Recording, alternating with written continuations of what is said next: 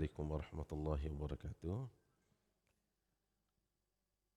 الحمد لله الذي أرسل رسوله بالهدى ودين الحق ليظهره على الدين كله وكفى بالله شهيدا. أشهد أن لا إله إلا الله وحده لا شريك له وأشهد أن محمدا عبده ورسوله لا نبي بعده. اللهم صل وسلم وبارك وزد وعنئم على هذا النبي الكريم وعلى آله وأصحابه ومن istanna bisunnatihi wattaba'a sunnatahu ila yaumiddin. Amma ba'du. Puji dan syukur kita panjatkan kehadirat Allah Jalla Jalaluh yang pada pagi hari ini Allah masih menjaga iman kita, Allah masih menjaga sehat kita, Allah masih menjaga semangat kita untuk terus thalabul ilmi adalah nikmat yang sangat besar sekali. Salam dan salam semoga selalu senantiasa Allah limpah curahkan untuk Nabi kita Muhammad sallallahu alaihi wasallam, keluarga, sahabat dan tentu umat yang istiqamah dalam mengamal sunnah. Ibu-ibu sehat semua ya? Alhamdulillah. Ya, masih di dalam bulan yang penuh dengan kebaikan yaitu bulan Dzulqa'dah. Dan tidak banyak yang tahu bahwa ini bulan haram, bulan yang agung, dan juga tidak banyak yang memahami bahwa dari sekian kalinya Rasulullah berumrah itu semua terjadi di bulan Dzulqa'dah. Ya. Jadi Rasulullah SAW tidak pernah berumrah di bulan Ramadan. Tidak pernah. Tapi hadis tentang umrah Ramadan begitu dahsyat. Bahkan biaya umrah di Ramadan juga begitu besar, betul ya, begitu tinggi. Padahal beliau tidak pernah umrah di bulan Ramadan. Nah, bulan inilah bulan di mana beliau berumrah. Cuma memang agak susah kecuali mereka yang pergi haji ya. Kenapa? Karena sekarang adalah masa atau waktunya untuk para calon jamaah haji melaksanakan rangkaian umrah ya, walaupun mungkin kedatangan mereka secara bergelombang. Ya.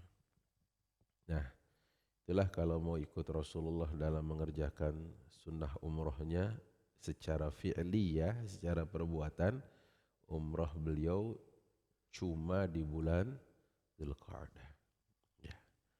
Tapi kalau mau mengikuti beliau dari sisi sunnah fi'liyah, dari sisi qauliyah, perbuatan, bahwa beliau mengatakan tentang umrah itu ada yang sifatnya umum, bahwa al-umrah ila al-umrah mukaffiratun lima bainahuma majtunibatil kabair. Dari satu umrah ke umrah lainnya itu adalah penggugur dosa-dosa besar. Ya, penggugur di antara dosa-dosa yang dikerjakan di antara dua umrah selagi dia menjadi dosa besar.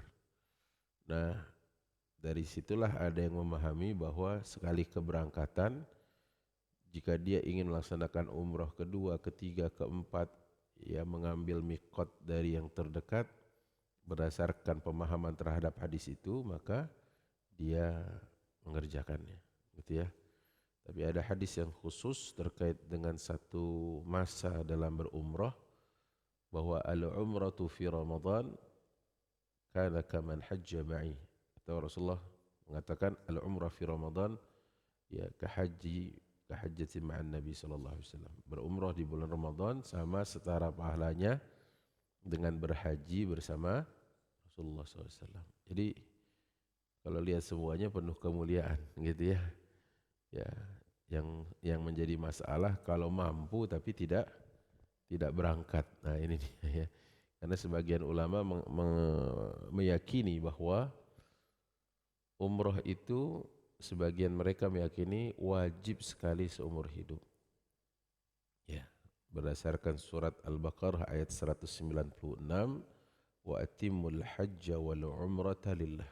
Sempurnakanlah haji dan umrah karena Allah. Baik ya, ini kita sedang membahas satu bulan agung di mana semua aktivitas umrah Rasulullah itu di bulan Dzulqa'dah. Ya.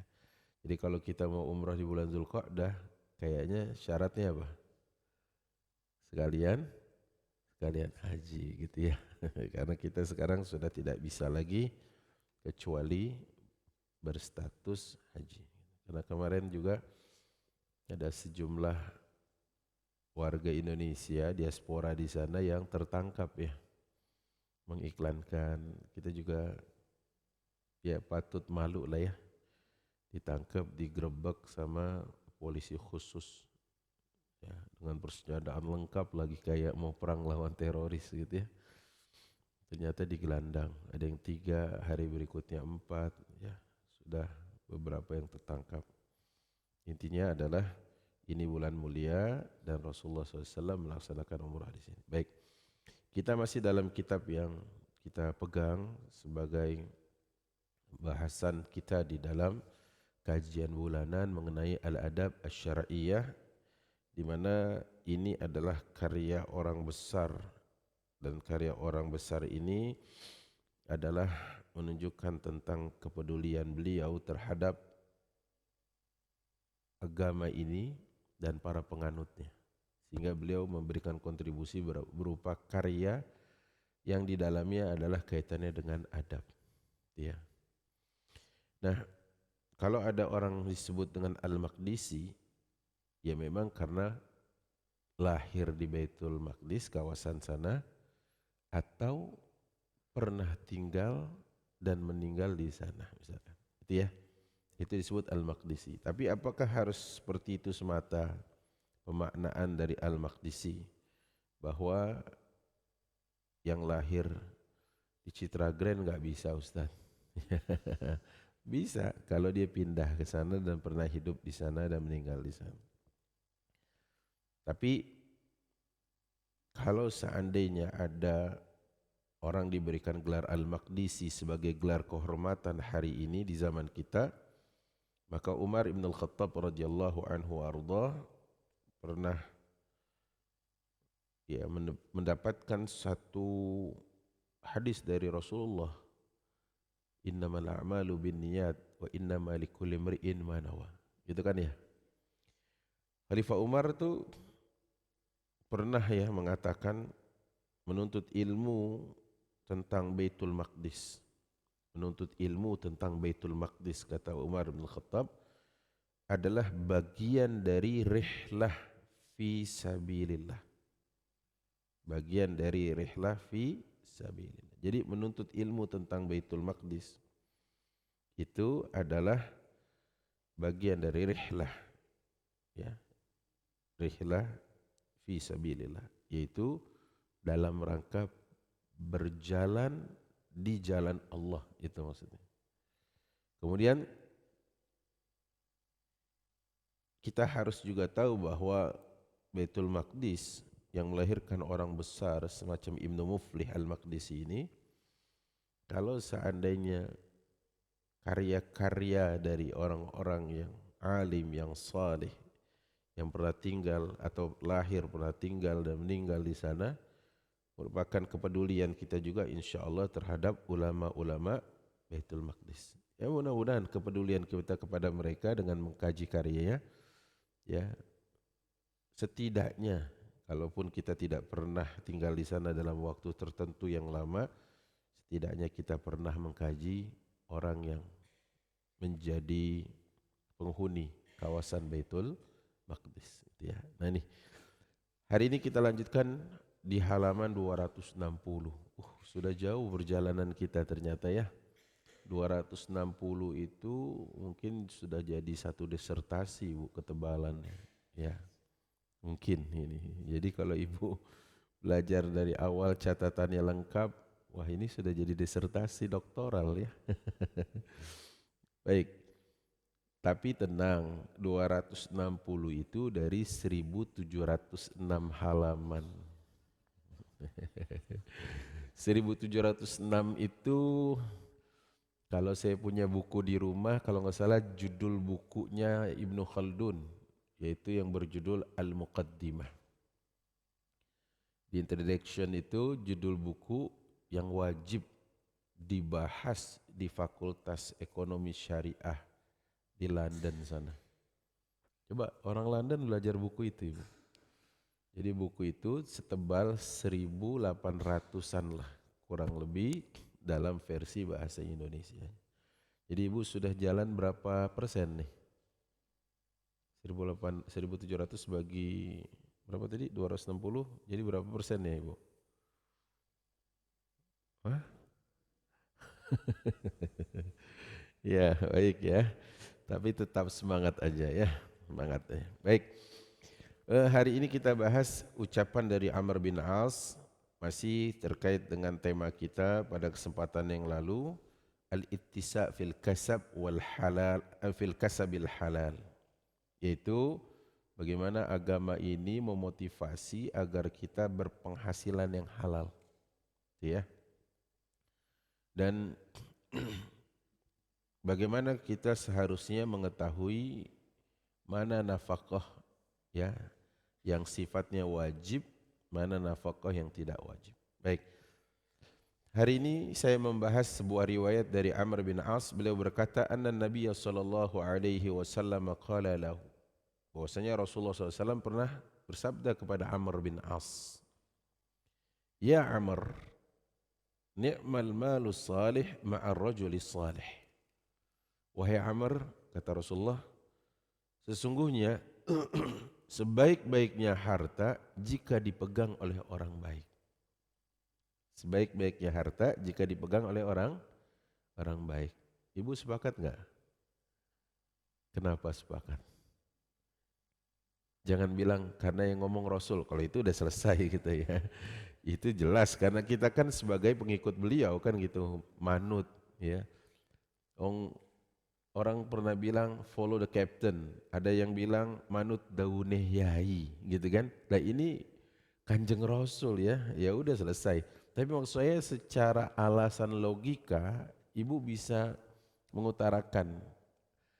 Ibu sepakat, kenapa? Kan gitu ya. Kenapa harta yang baik jika dipegang oleh orang baik? Kenapa? Betul, betul. Yaitu satu kalimat pamungkas karena akan jadi manfaat. Nanti turunannya dia sadar keluar zakatnya, ya kan? Karena zakat wajib. Dia sadar dia nafkahi anak istrinya, ya. Dia juga nafkahi orang tuanya. Itu orang baik tuh gitu. Dia sadar dia keluarkan infak, sedekah, wakafnya. Dia sadar dia donasikan kepada tempat-tempat yang membutuhkan. Dia tergerak untuk menyelamatkan orang dari kelaparan. Ni'mal malus salih inda yadi rajulis salih. Sebaik-baiknya harta kalau dipegang oleh orang baik. Ya. Tapi kalau harta dipegang oleh orang tidak baik, pasti itu juga melahirkan ketidakbaikan. Kenapa? Satu kalimat bahwa tidak manfaat. Keluar sih hartanya, tapi jalurnya tidak manfaat. Dia rela untuk menjadi bohir kemaksiatan. Ya kan? Ada yang kayak gitu. Pokoknya kalian siap tanggung dosa aja katanya. Saya sudah modalin semuanya. Ada yang kayak gitu. Itulah makanya kalimat Rasulullah yang pendek ini kalau kita dalami maknanya sangat dalam. Makanya disebutkan oleh Imam Ahmad di sini dalam riwayatnya dari Amr bin As, ucapan beliau tadi. Ibnu Abdul Bar pernah mengutip satu riwayat yang menceritakan tentang Qais bin Asim. Jadi Ibnu Abdul Bar ini ulama besar, pernah mengutip riwayat tentang seorang yang bernama Qais bin Asim. Qais itu ngumpulin anak-anaknya, sebagaimana anak-anaknya juga berkumpul karena lihat ayahnya pada saat sakaratul maut. Ibu kalau sekarat, ya, nggak mau Ustaz gitu katanya. Loh kematian itu setiap kematian ada masa sekaratnya Ibu. Cuma setiap satu orang dengan lainnya beda-beda. Ibu kalau dalam kondisi sekarat, ibu mau kasih wasiat apa ke anak-anak, ke keluarga? Wasiatnya apa? Jangan tinggalkan sholat, terus Jangan berebut warisan. Terus ada lagi nggak? Apa yang kalian sembah setelah mama meninggal gitu ya? Yang akur, rukun, betul ya? Baik. Ada nggak yang bakalan gini? Semangat, tetap semangat nyari duit ya. Ada nggak? Nah, ini saya bacain. Ibnu Abdul Bar, Ibnu Abdul Bar mengutip satu riwayat tentang kondisi Qais bin Asim waktu beliau sekarat. Keluarganya ada di sekitar beliau. Apa katanya? Ya baniya, alaikum bil mal wastina'i. Fa innahu yunabbihul karim wa yustaghni bihi 'anil la'im. Wa yustaghni bihi 'anil la'im. Artinya, saya sudah catat di status WA saya, jadi saya izin baca artinya ya. Ibnu Abdul Bar berkata bahwa Qais bin Asim berpesan kepada anaknya saat sakarat, kalian harus memperoleh kekayaan dan menyiapkannya. Coba lihat, ini orang kayaknya terkena faham kapitalis, jangan-jangan gitu kan, kita akan bilang gitu. Ini orang kok kayaknya sudah mau mati aja masih berpesan tentang harta, ya kan? Terus apa kata beliau? Karena kekayaan membangkitkan kedermawanan dan membuat seseorang mandiri dan selamat dari sifat kikir. Itu kata beliau. Insya Allah ya, jadi cara pandangnya berbeda beliau. Beliau malah berpesan tentang harta, alaikum bil mal wastina'ihi. Fa'innahu yunabbihu al-karim wa yustaghna bihi 'anil la'im. Coba lihat.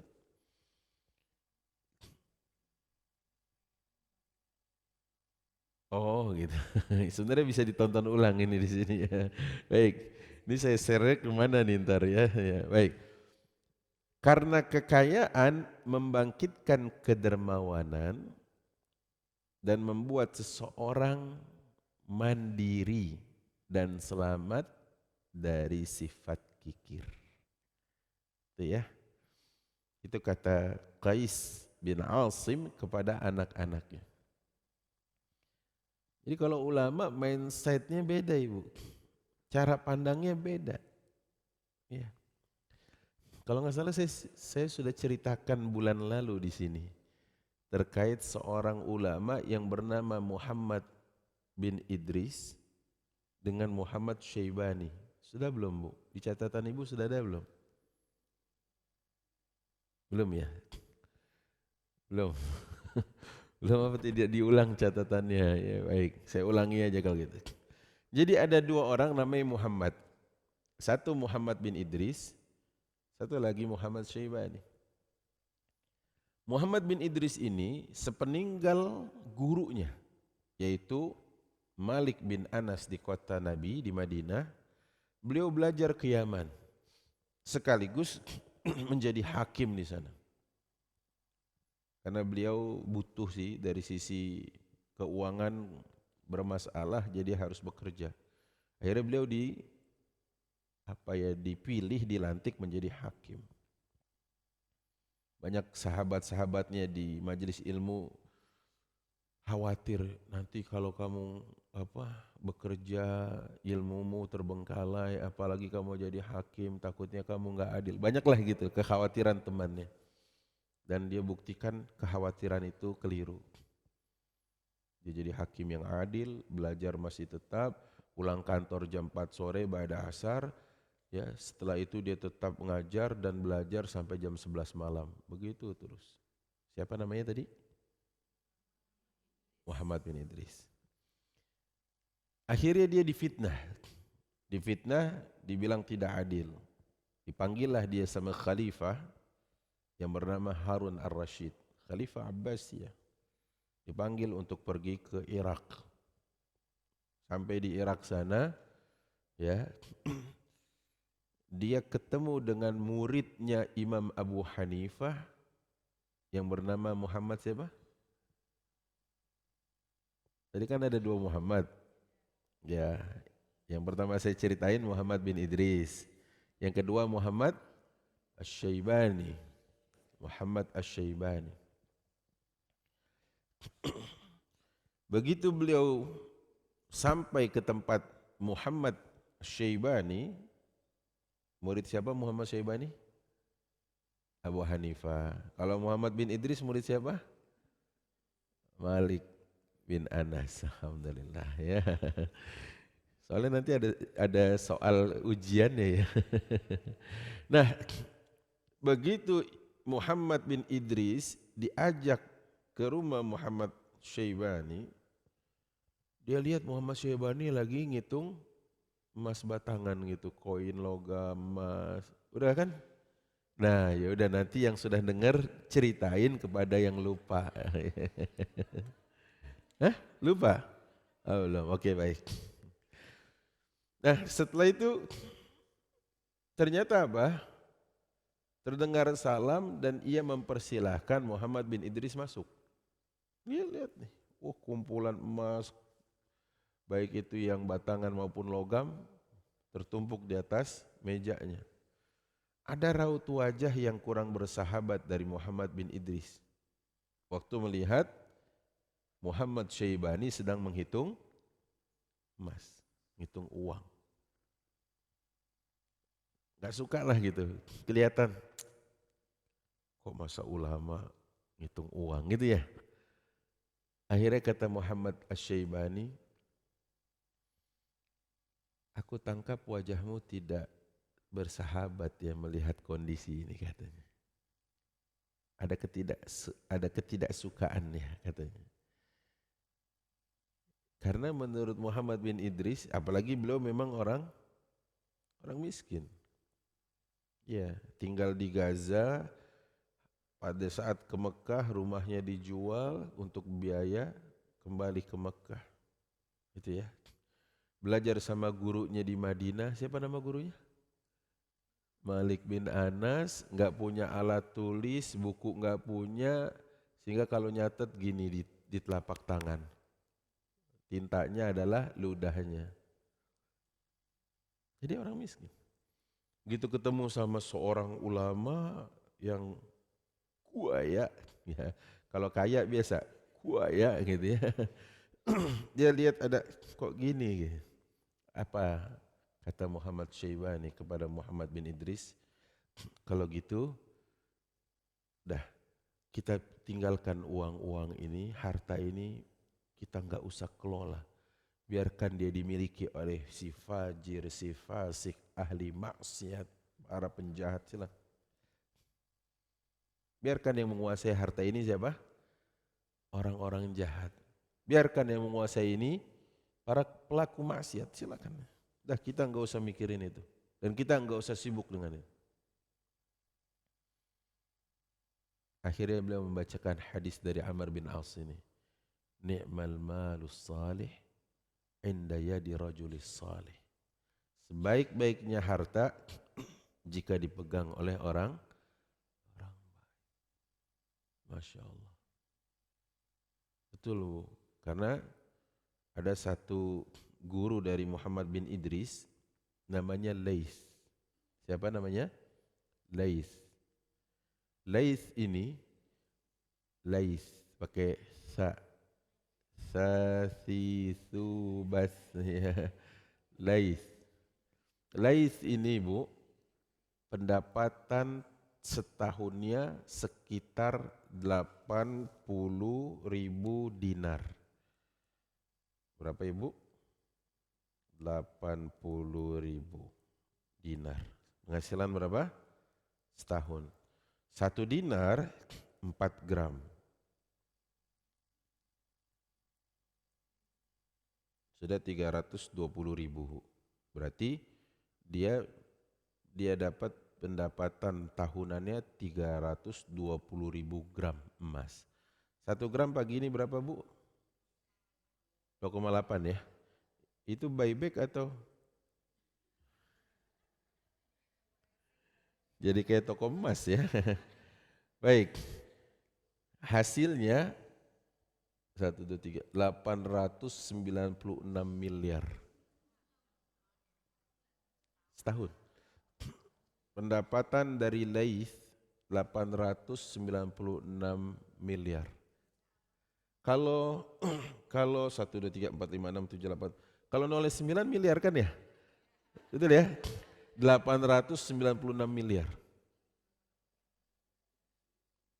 Coba. Tadi ada yang nanya kerja apa Ustaz? Ah, zaman dulu kan belum ada kantoran kayak gini sekarang ya. Belum bikin startup juga. Beliau berdagang. Satu ketika Imam Malik, gurunya siapa tadi? Muhammad bin Idris ingin menikahkan anaknya, dikasih bantuan dana 4.000 dinar. Oke, kita hitung 4.000 dikali 4, 16.000 gram dikali 2.800.000. Dana bantuan untuk pernikahan anak Imam Malik 44,8 miliar. Baik, belum selesai. Ditambah dikasih bantuan minyak wangi atau itir atau misik seharga 1.000 dinar. 1.000 kali 4, 4.000. 4.000 dikali 2.800.000, 11,2 miliar. Minyak wanginya, parfumnya. Jadi yang kepake cuma setengah. Setengahnya dijual lagi sama Imam Malik ya dengan dapat harga setengah ini. Jadi berarti sekitar dia dapat 5,6 miliar. 5,6 miliar dia jual. Baik. Setelah itu Imam Syafi'i, kok keucap namanya, Muhammad bin Idris tadi ya, atau yang dikenal Imam Syafi'i, saya masih mau merahasiakan tadi namanya ya, udah keucap nah. Akhirnya di situ disebutkan bahwa Muhammad bin Idris ini berkata bahwa Laits dengan kondisi dia berdagang, kondisi dia sebagai pebisnis, tapi kata Muhammad bin Idris, afqah min Malik. Dia lebih faqih. Dia lebih alim dalam keilmuan daripada Imam Malik. Masya Allah. Jadi berbisnis enggak ngalangin orang untuk belajar. Sama Muhammad Syaibani tadi enggak ngalangin untuk jadi alim ulama. Walaupun dia pebisnis. Betul ya Bu ya? Andai orang-orang salihah tidak memikirkan sisi finansial, siapa yang akan menguasai? Iya, orang-orang salah, betul kan?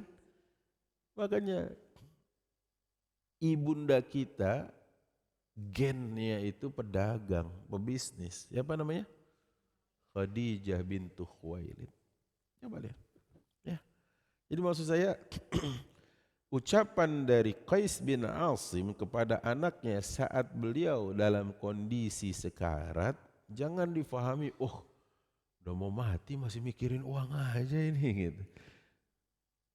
Padahal dulu Rasulullah berpesan kepada Sa'ad bin Abi Waqqas. Kenapa? Karena Rasulullah tahu saat kita meninggalkan keluarga kita, khususnya anak-anak dalam keadaan jaya, lebih baik daripada kita tinggalkan mereka dalam keadaan susah. Semua juga tahu Bu ya. Semua sepakat. Kita tinggalkan keluarga ahli waris kita dalam keadaan jaya, itu akan lebih baik daripada kita tinggalkan mereka dalam keadaan merana. Susah.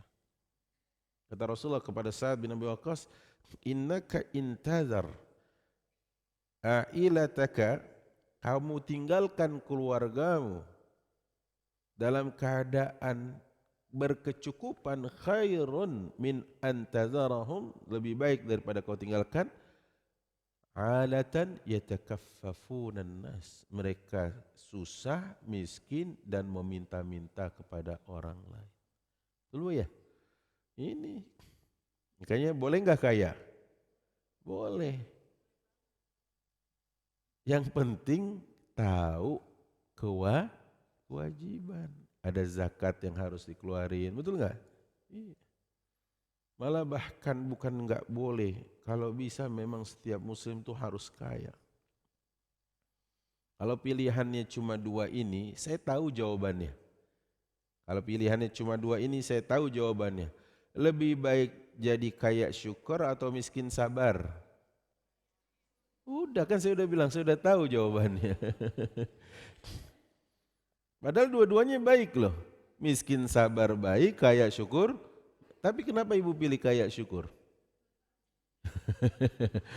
Jawabannya bisa mengkaryakan si miskin yang sabar, betul nggak? Si miskin yang sabar bisa kita karyakan, ya kan? Itu maksudnya.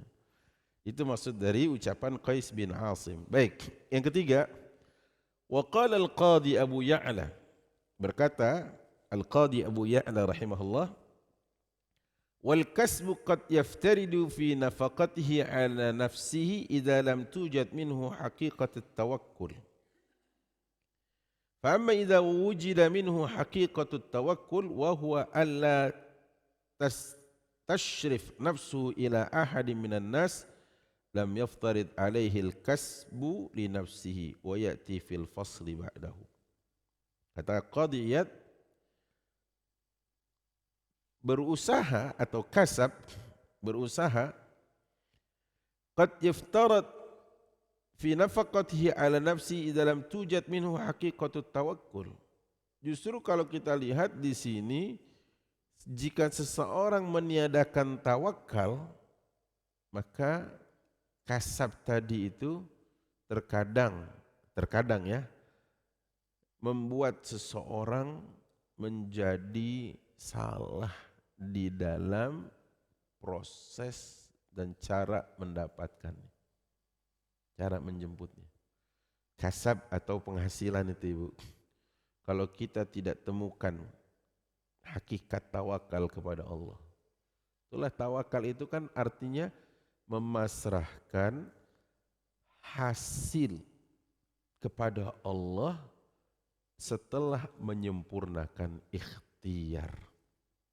Saya ulangi, memasrahkan hasil kepada Allah setelah menyempurnakan ikhtiar.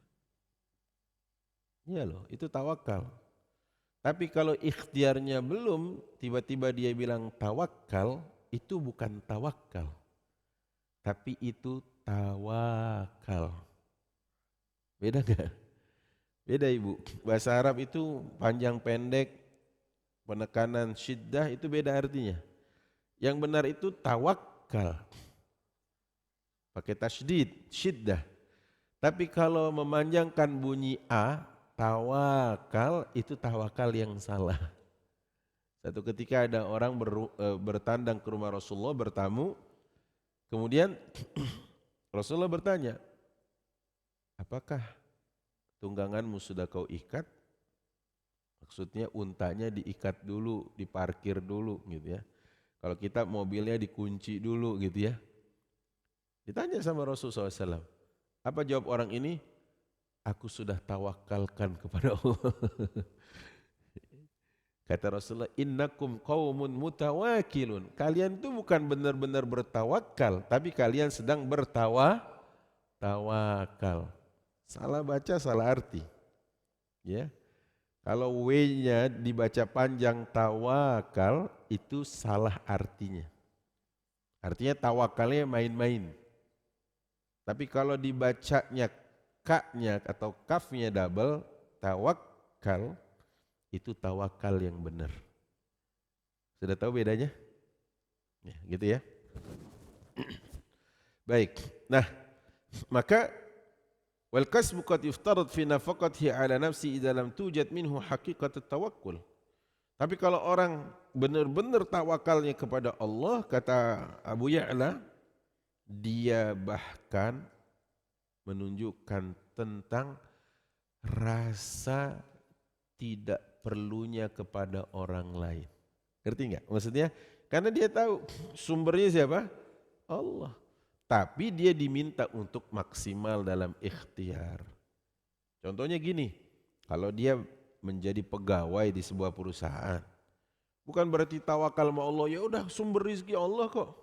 Semua rizki milik Allah katanya, kata Aldi Taher.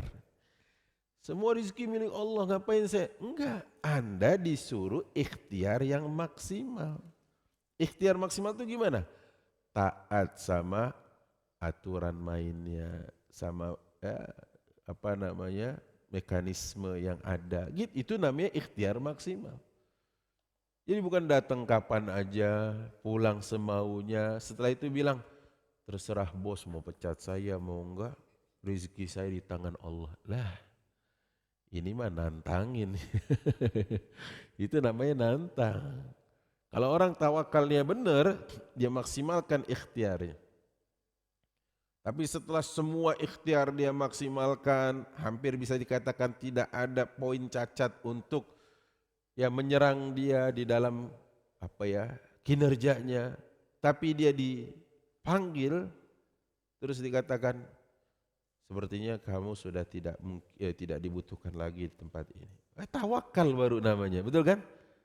Silakan, karena saya tahu pemberi rezeki bukan tempat ini tapi Rob kami, dan dia hidup dimanapun dan kapanpun, dan tempat ini boleh jaya satu waktu, boleh juga dia tidak berjaya. Nah, itu baru tawakal. Mantap ya kan? Tapi kalau belum apa-apa dia udah bilang kayak gitu, itu innakum qaumun mutawakilun. Kalian tuh kaum yang tawakalnya salah gitu kira-kira. Mobil udah dimatiin bu, udah diparkir, udah dikunci. Saya taruh di parkiran, tapi mesinnya menyala Ustaz. Saya tawakal sama Allah. Bismillah, dibawa kabur sama orang. Iya, kuncinya ada, STNK-nya di dompet, ya kan? Bahkan ibu sediakan uang untuk isi bensinnya. Ya, dia terima kasih banget ya. Baik gitu. Nah, kita lanjut dulu. Kemudian apa? Lam yuftarat alaihi al-kasbu li nafsi wa ya'ti fil fasli ba'dahu. Dan terkadang orang yang memperoleh tadi itu kadang bukan semata-mata untuk dirinya. Tapi untuk siapa? Untuk orang lain yang ia fikirkan. Ada loh bu, ya Allah saya lihat supir ojol punya puluhan anak yatim. Itu secara akal hitung-hitungan gak masuk. Berapa sih pendapatan ojol harian? Ya kan? Tapi dia pelihara anak yatim di rumahnya. Saya gak masuk. Secara logika gak masuk. Gimana coba? Apa jangan-jangan dia CEO yang menyamar? Kan gitu. Iya kan gitu. Tapi kalau dia berapa sih penghasilan ojol? Itu dulu aja. Kalau dia pagi, siang, sore, malam bahkan gak pulang 2 hari baru ke rumahnya, ya mungkin. Tapi kalau dia mau gas lagi 3 hari gak pulang terus-terusan gak ada istirahat, insya Allah opnam. Ya berapa penghasilannya, tapi kok dia sampai punya puluhan yatim di rumah. Itu yang dimaksud. Kadang ada orang menjemput rizki itu bukan untuk dirinya semata. Itulah. Belakangan santri-santri, maksudnya jamaah saya tanya, kok pesantren Sahil enggak pasang itu lagi Ustaz? Saya bilang malu, udah. Walaupun donasi terus malu saya bilang. Walaupun donasinya jadi bangunan, jadi apa saya bilang, malu enggak? Kenapa? Enggak apa-apa udah. Lah itu santrinya gimana? Saya ajarin dia beternak, saya bilang itu. Saya ajarin dia ngiara domba, saya ajarin dia. Sekarang saya punya ayam petelur, gitu ya. Saya punya ayam petelur, tiap hari dia panen, fresh from the cage, dia bilang gitu ya. Masih fresh dari kandangnya. Udah kalau lapar ceplok telurnya saya bilang gitu. Gitu kan. Kalau dia nggak mau nelur, potong ayamnya. Maksudnya dia, nah ini bertahan di akhir zaman begini. Dan doakan, saya bilang doa aja, ya Allah mudah-mudahan saya bisa piara sapi, saya bilang gitu. Baru saya tulis status ibu, saya tulis status siang hari, jelang asar udah ada yang WA saya. Dia bilang, Syekh, saya izin ketemuan 1 hari setelah Idul Adha. Kenapa? Saya panggil empok aja. Kenapa emang empok? Itu baca status. Apa? Katanya mau miara sapi. Ini saya mau kasih lahan 3.000 meter. Saya bilang, ya Allah, Ya kan? Setelah itu bingung, nanti bikin kandangnya gimana ya kan? Ya udah gitu. Iya ibu, karena ada santri yang saya pikirin anak orang, saya nggak terhubung dengan emaknya karena pernikahan, dengan bapaknya juga tidak terhubung karena tali nasab. Enggak, itu anak orang dari Kendari, dari Sulawesi, dari macam-macam, ada yang dari Tegal, gitu loh. Ya kan? Coba, saya mau tanya, untuk orang dengan anak 7, kira-kira penghasilan dia harus berapa? Seseorang dengan anaknya 7, yang enggak sekolah cuma satu, cuma 2, nomor 6 dan nomor 7. Kira-kira dia harus punya uang berapa? 30 juta? Enggak ya, lebih. Versi saya lebih ya. Nah orang itu ada di depan ibu sekarang. Anaknya 7 ya kan. 2 orang nomor 6 dan nomor 7 dia enggak sekolah. Yang lainnya ya sekolah di Madinah, ada yang lagi mondok kan gitu ya. Ada yang di SDIT 3 orang. Jadi maksud saya juga kadang-kadang otak saya nggak nyambung nih. Ini gimana caranya kan gitu ya. Tapi ya udah maksimalkan ikhtiar, setelahnya tawakalkan sama Allah. Udah. Beneran sekarang punya telur, saya sampai pertama kali dikasih tahu ada satu ayam bertelur, saking girangnya saya posting sono sini. Saya bilang alhamdulillah penantian 4 pekan baru nelor nih. Coba. Kalau sekarang sudah bertelur sekian ratus ekor gitu sekarang, alhamdulillah. Jadi baru mau naik, baru mau ditawarin, tetangga-tetangga kampung udah ngantri bu, gini. Ada yang mesen 5 kilo, ada yang ini, saya bilang alhamdulillah. Ya, jadi yang bakalan dibiaya ke santri lagi gitu loh, ya nanti buat operasional pesantren gitu. Tapi saya bilang kalian saya ajarin untuk tidak mengemis, saya bilang. Ya. Karena saya nggak mintain bayaran dari mereka kan. Itu pesantren gharatis, dalam bahasa Arabnya gharatis. Ya. Tahu arti gharatis ibu? Gratis. Jadi kalau cara ibu pengen nolong yang mulia dan dia nggak merasa minder, santri itu nggak minder, tahu nggak ibu caranya apa? Tahu? Tuh kayak warga kampung tadi, dia kasih uangnya, mereka dapat hasilnya kan? Tapi itu santri enggak minder. Kenapa enggak mindernya? Loh hasil dia tiap pagi mau nyomotin apa telur dari kandang. Pokoknya telur dicomot jam 7. Ditaruh keranjang. Adapun jam 7 lewat 1 menit ada yang baru netes lagi, baru nelor lagi, itu dihitung hari berikutnya.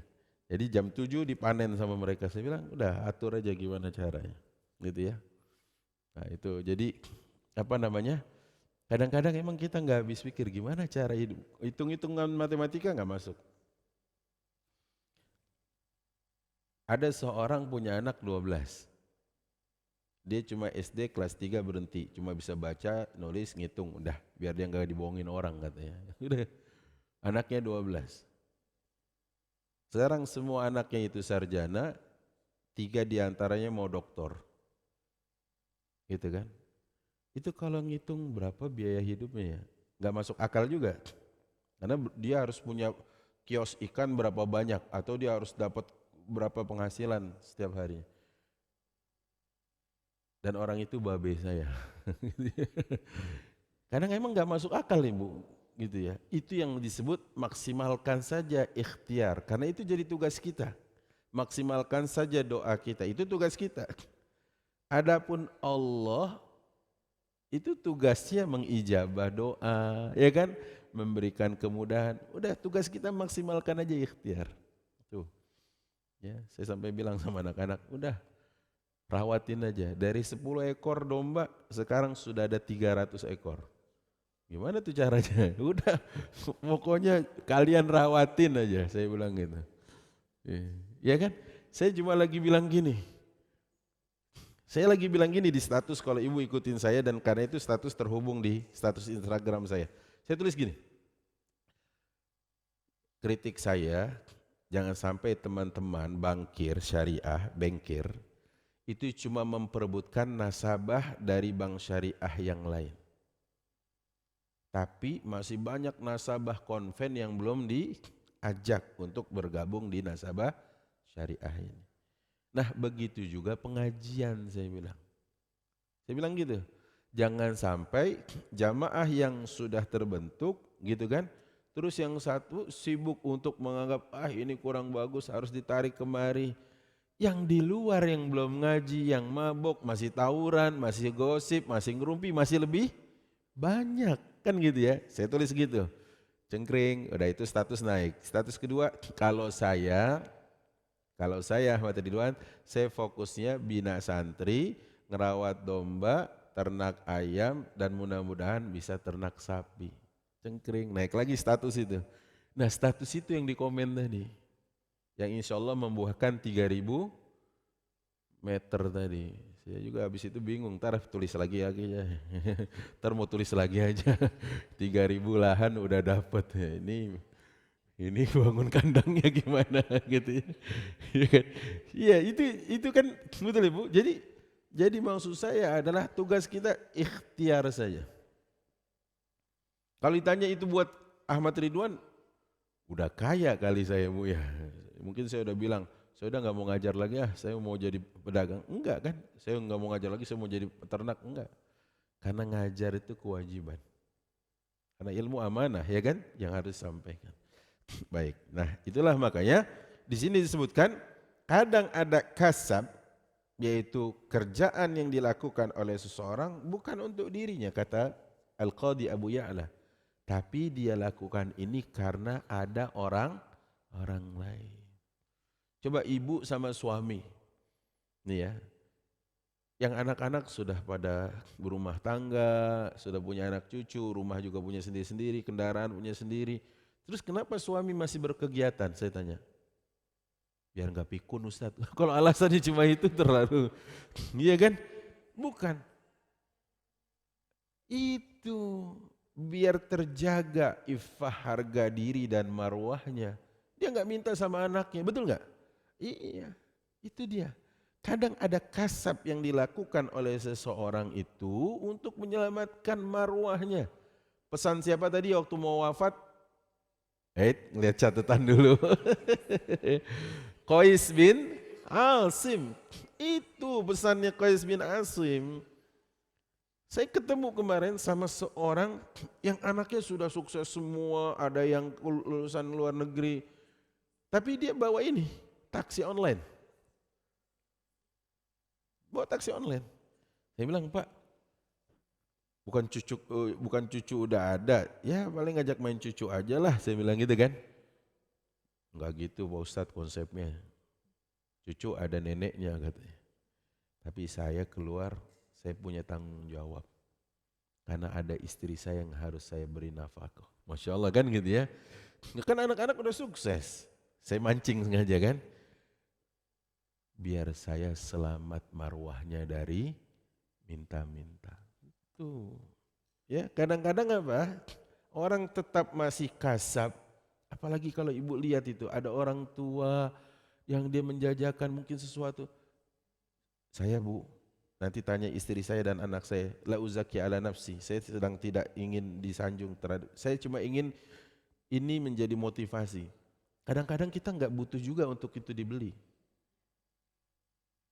Tapi kita kok bangga. Orang setua ini, sepayah ini berkegiatan, tapi apa? Tidak menjadi peminta-minta. Itu Bu, cara kita elegan membantunya, beli barangnya. Beli barangnya. Dia bisa banget minta-minta kan. Orang jalannya udah payah. Ada orang jualan madu, ngangkat ini, padahal tangannya adalah cacat gitu loh. Kita bisa aja kasih nih Pak, nih. Tapi dia lebih bangga kalau dagangannya ya Allah. Satu ketika saya sedang nunggu istri, karena parkiran di pesantren anak saya penuh, saya tunggu di pinggir jalan. Persis saya berhenti, ada kakek penjual salak. Saya kan menghalangi lapak dia kan, saya beli. Kong, berapa salak? Sekian. Oh beli 4 deh, 4 kantong gitu. Beli 4 kantong. Saya dalam hati saya gini, daripada saya bayar Kong ini bayar parkirnya gitu kan. Kata dia ntar gini, kurang ajar, saya bukan Kong parkir gitu ya. Saya beli Kong, nih Kong, saya beli gitu. Saya beli, udah nggak usah diambil kembaliannya. Lihat orang ini nambahin lebih, loh kok saya bilang ditambahin Bu. Saya langsung berpikir, kadang orang kecil lebih berani dalam bersedekah. Ibu tanpa menyebut nih, toko apa namanya tanpa menyebut, ibu beli banyak dikasih plastik nggak? Ditawarin iya, dikasih enggak kan? Iya ditawarin kan? Ibu plastiknya bawa atau mau dari sini? Iya kan? Itu namanya ditawarin. Dikasih enggak? Enggak, ditawarin iya. Terus kalau kembaliannya ada receh diminta enggak? Tuh, orang kecil jauh lebih berani berbagi, betul kan? Orang dia tambahin diraup itu kata orang Betawinya Bu, tanpa diambil dua, dicomot dua, enggak, diraup dimasukin. Saya bilang orang kecil jauh lebih berani. Iya, beneran Bu, ya kan? Makanya kalau mau beli, kecuali ibu kepepet banget. Kalau beli, bantu dulu yang kecil-kecil. Karena apa? Di balik kepayahan dia, ada semangat menjaga marwah, nggak minta-minta. Itu dia. Ini adab, ini adab nih. Ini kita lagi bahas tentang adab syariah ini. Iya, di pinggir jalan. Kadang-kadang coba, kita nggak perlu-perlu banget rengginang. Rengginang kan tayangnya lebaran doang kan. Ya udah beli dah rengginang beli kan gitu ya. Kita butuh nggak butuh sebenarnya, tapi akhirnya kita beli karena apa? Dikasih langsung, itu kadang dia tersinggung. Waktu masih tinggal di Rawamangun, ini kalau belanja sering ketemu sama babe saya. Kan saya bilang babe saya tukang ikan. Cuma beliau punya lapak, si engkong ini dia dorong pakai gerobak. Itu kalau muter dari Rawamangun sampai ke Kelapa Gading, sampai ke Pegangsaan, engkong jauh ibu. Lihat, satu ketika kata babe saya, ini engkong dibagi duit aja gitu. Ditolak ibu sama dia. Saya bukan sok kaya, saya lebih senang kalau dagangan saya dibeli kata dia, coba. Karena pulang dengan bawa uang barang kosong itu lebih tenang hati ibu. Apalagi dia nggak punya kayak ibu punya freezer gitu, ya kan? Itu kan dia nanti pulang, nih uang beli lagi es batu, es balok ya kan. Dia pikir lagi untuk bagaimana ngesin ini. Tapi kalau dia pulang dalam keadaan barangnya habis, dia nggak berpikir bagaimana ini es taruh di apa ikan ini sisa taruh es, taruh di freezer gitu.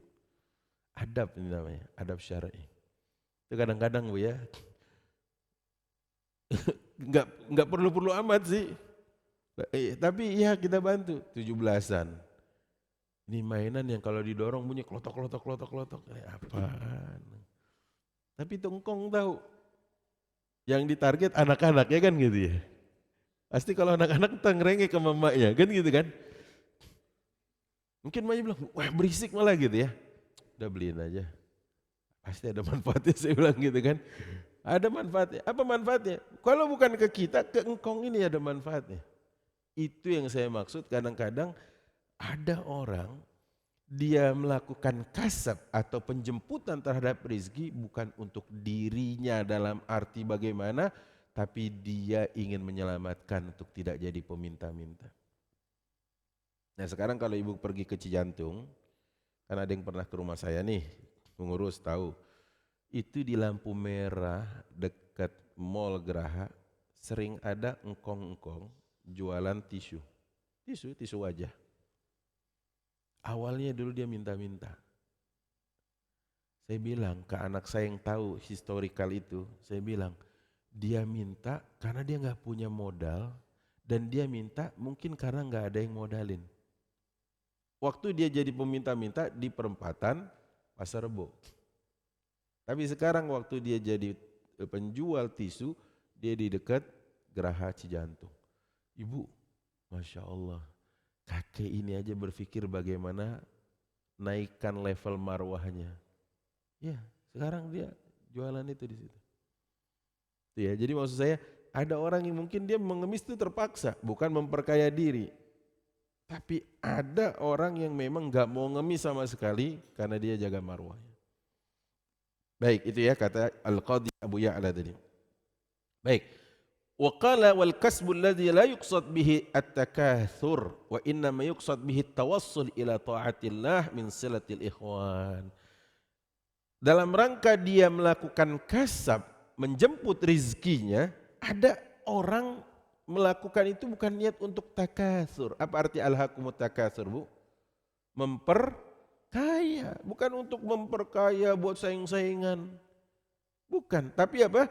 Wa innama yuqsadu bihi tawassul ila taatillahi wasilatil ikhwan. Dalam rangka taat kepada Allah sekaligus dia menyambung tali persaudaraan dengan yang lain. Itu tadi si ojol yang punya sekian anak yatim, ya. Itu tadi dalam rangka dia silatul ikhwan. Itu mulia banget itu. Dan mulai sekarang ajarkan, dan saya yakin sudah diajarkan. Nah, mulai sekarang ingatkan, dan saya yakin juga sudah diingatkan. Kalau ada petugas-petugas sampah kebersihan, itu pahlawan kita. Anak saya yang nomor 6 bilang gini, kok pahlawan, Mi? Ya namanya masih bocah ya, 4 tahun. Kok pahlawan? Coba, kalau sampah kita nggak diangkat 1 kali putaran aja dalam sepekan tuh, nggak diangkat, jadi gimana rumah kita baunya? Karena sepekan diangkat 3 kali, Senin, Rabu, sama Jumat. Ya, satu ketika motor angkutnya rusak. Rusaknya pas hari Senin. Kan sampah hari Jumat numpuk sampai hari Rabu. Kayak kan ya gitu ya. Waduh, Jumat ke Rabu kan masih jauh itu. Kecuali kalau Senin ke Rabu gitu deketan kan.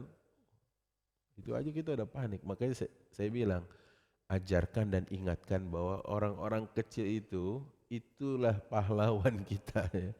Kalau seandainya terjadi sesuatu kepada mereka, sakit aja meriang, nggak keluar dia ngangkut itu sampah. Yang penting kita sendiri kan.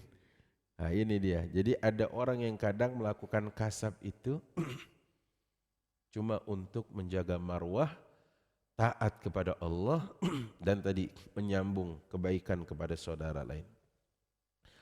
Fahuwa afdal lima fihi min manfaati ghairihi wa manfaati nafsi. Dan orang seperti ini afdal, lebih utama, lebih baik.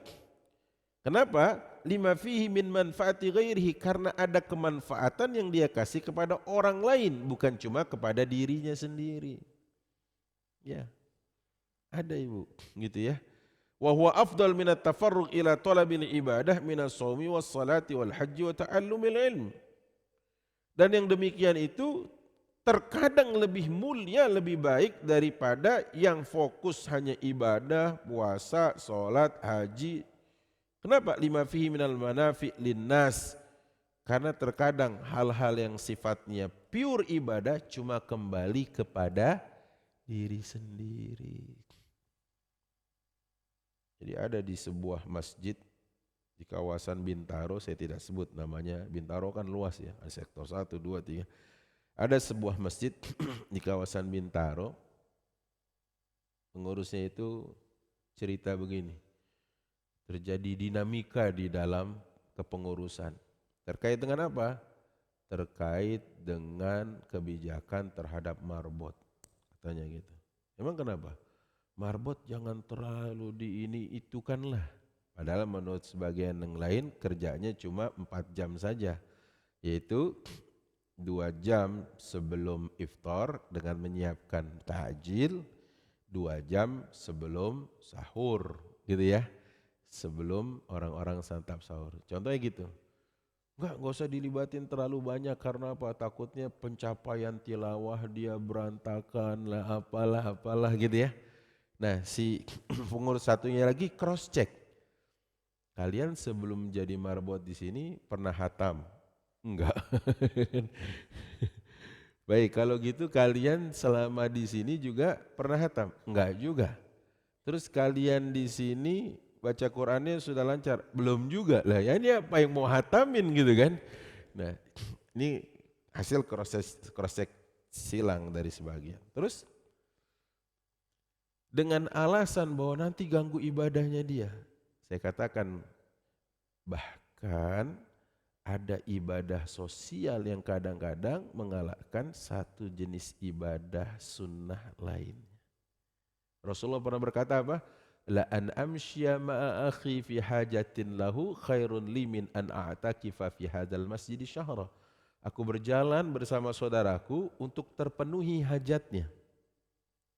Lebih kucintai daripada aku iktikaf di masjidku ini sebulan lamanya.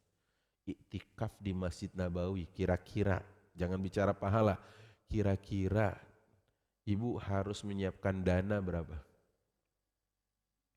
Jangan bicara pahala, pahala urusan Allah itu. Dananya dulu aja. Pasti banyak kan? Banyak ibu. Iktikaf di Masjid Nabawi sebulan. Kata Rasulullah, ku berjalan bersama saudaraku memenuhi hajatnya, lebih ku cintai daripada iktikafku di masjid ini sebulan. Jangan-jangan si marbot tadi dapat pahala dari sisi yang lain, yaitu menyiapkan hidangan dan berbuka ya buat mereka yang ingin buka dan atau santap sahur. Betul enggak?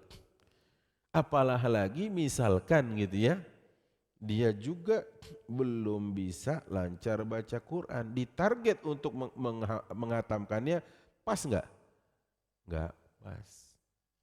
Ibu kalau tanya Ustadz, Ramadan ini baiknya hatam berapa kali kah atau baca artinya kah? Saya kan pernah ditanya gitu. Jawaban saya apa? Interaksi kita dengan Al-Quran ada 7T, kalau ibu-ibu masih ingat. Kalau memang kita di fase ta'allum belajar, adalah sebuah hal yang salah kalau dia ditarget hatam. Oh, dia masih baca a ba a ba a, ya kan? A ba, betul nggak? Disuruh hatam, keliru nggak? Pasti. Itu. Tapi kalau yang sudah lancar, disuruh balik ke situ, itu juga nggak pas. Gitu. Jadi tergantung posisi kita dari 7T itu, interaksi kita yang mana, naikkan levelnya. Kalau sudah bacanya lancar, ya maka coba dong sekarang baca arti dan tafsirnya. Kan naikkan levelnya terus gitu, itu yang saya maksud. Nah orang tadi mau dikasih waktu untuk lebih longgar dengan alasan, wah jadi dia nanti terbengkalai interaksi dengan Al-Quran. Yang ada malah tetap enggak akan hatam ibu. Enggak, karena memang dia bukan di poin untuk menghatam. Poin dia sekarang, fase dia baca dulu gitu, yang benar. Gitu kan, ya itu saya selesaikan di situ kemarin. Saya bilang, ya harus jelas kita memposisikan orang itu. Karena ada jenis ibadah mahdhah dalam arti yang status dan standarnya sunnah, boleh jadi kalah dengan ibadah sosial. Ya, ya kan?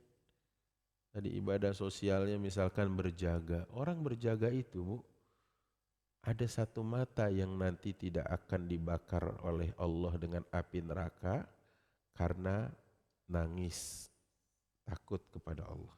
Tapi ada satu mata lagi yang tidak dibakar oleh Allah karena berjaga di jalan Allah. Jangan kira itu yang berjaga di jalan Allah itu tidak manfaat. Ibu enak-enak tahajudnya fokus, khusyuk ya kan? Dia juga pengen kayak gitu. Tapi dia tugas. Ya kan? Ibu enak zikir kayaknya sampai dalam sekali. Itu kan di rumah ibu ada yang jagain. Betul ya? Ibu bisa silaturahim ke keluarga di kampung, gak was-was dengan kondisi emas batangan 2 kiloan di rumah itu. Kan ada yang jagain. Betul gak? Maka waktu saya kemarin diminta untuk ngisi di Pertamina dan urusannya adalah pengamanan suplai bahan bakar saat mudik. Terus ada di antara mereka, ya tugas kami begini Ustadz. Yang lain mudik, kami satgas. Saya bilang, boleh jadi pahala sekian juta orang yang pulang kampung kalian keruk gitu. Iya. Oh gitu ya Ustaz, biasa nyenengin hatinya kan? Iyalah saya bilang, boleh jadi. Oh gitu ya, makasih Ustaz. Ya kan harus dikasih tahu dengan mindset dan dalil yang tepat. Jangan malah soal-soalin, kapan lagi kalian ini? Udah lebaran ketiga nggak pulang kampung. Ya kan gitu ya. Pulang kampung bisa nanti setelah Satgas atau sebelum jadi Satgas gitu kan. Nah, kalau semua orang pulang kampung siapa yang ngatur nanti Bu? Kusut pula ya. Baik, kita lanjut dulu. Walana khilafun hal ma ta'adda naf'uhu min tatawu'il badan afdal lahum am salat wa nahwuha wa ala hadzal khilaf takhruj hadhihi al-mas'alah katanya. Dan kata beliau dalam bab ini Ibnu Muflih Al-Maqdisi mengatakan memang terjadi perbedaan dalam pandangan ulama pada kasus semisal ini. Seperti sholat sunnah, apakah lebih baik dengan kemudian menyelamatkan nyawa orang. Contohnya gitu. Kayaknya baru kemarin saya lihat ada orang berkendara sepeda motor di stop di perlintasan oleh penjaga perlintasan kereta api. Dia mau tetap nerobos, dia pikir kereta masih jauh. Dipukulin pakai ini Bu, dia kan pakai bendera terus ada bambunya, dipukulin helmnya pakai bambunya itu. Kenapa? Jangan kira ini enggak mulia perbuatan ini Bu. Dia nyelamatin orang. Yang mau diselamatin enggak mau, kan susahnya ngurusin orang yang enggak mau diurus ya begini ini Bu ya. Kan susahnya kayak gini. Kalau kayak gitu modelnya saya bilang taruh di gerbong belakang. Kumpulin orang-orang model kayak gini taruh di gerbong belakang. Iya. Karena nggak mau diurus coba. Gimana? Orang ini nggak ya maaf mungkin dia swadaya ya kan? Kesadaran orang untuk taruh di kencelengnya. Dia juga nggak ada predikat khusus dan naik levelnya kok kalau pencapaian dia kerja sekian tahun di situ nggak ada. Tapi kita suka, maaf loh, mengecilkan apresiasi. Ibu saya mau tanya, selain lewat tol depan ini, dulu sebelum ada tol ini, ibu pernah lewat tol belakang situ enggak? Yang harus lewat kolong itu. Atau ibu pernah enggak, walaupun tol ini ada jadi, pernah enggak lewat tol kolong itu? Itu kan ada petugas kan? Iya yang Cimanggis, yang mau ke Bukit Golf itu. Pernah enggak lewat situ? Pernah kan? Itu ada petugas yang jaga sana sama sini kan? Coba kalau enggak ada jadinya gimana? Kusut ibu, enggak ada yang mau ngalah. Ada mereka, ya Allah itu setidaknya kalau ibu enggak punya receh, ya buka Mas makasih. Ya kan? Iya, karena itu receh mungkin amalan mereka, cuma Prit gantian gitu. Tapi kalau enggak ada mereka enggak ada yang mau ngalah, stuck di situ. Iya. Khususnya jam padat, berangkat maupun kepulangan kantor. Coba lihat. Itu kan masalah remeh doang ibu. Udah gitu diatur malah mencak-mencak. Ya Allah terima kasih. Enggak mencak-mencak iya. Ini kan adabnya enggak ada. Gitu ya. Baik kita lanjut dulu. Wa an Anas. Selanjutnya Anas bin Malik. Dari Anas bin Malik. Anin Nabi SAW qala. Beliau SAW bersabda. Al-khuluqu iya Allah. Atau al-khalqu ya Allah wa habbul khalqi ilaihi anfa'uhum liyalih. Hadis dari Anas bin Malik ini berkata bahwa Rasulullah SAW bersabda bahwa para makhluk ini keluarga Allah dan kecintaan Allah ya yang paling Allah cintai itu maksudnya kecintaan Allah itu tadi yang paling Allah cintai yang paling banyak memberikan kepada keluarga Allah. Walaupun hadis ini sanadnya dhaif, tapi kok secara makna benar ya. Anda ini makhluk Allah ini semuanya adalah satu keluarga. Terus siapa di antara yang paling dicintai oleh Allah di antara keluarga ini? Yang paling banyak memberikan manfaat. Betul nggak Bu?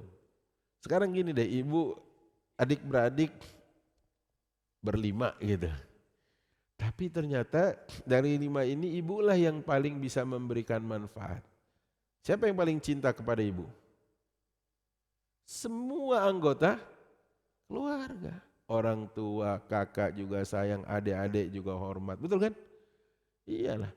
Di sini al-khalqu iyalullah, disebutkan para makhluk ini keluarga Allah. Wa habbul khalqi ilaihi, dan sebaik-baik yang paling dicintai oleh Allah dari keluarganya ini yang paling bisa memberikan manfaat kepada yang lain.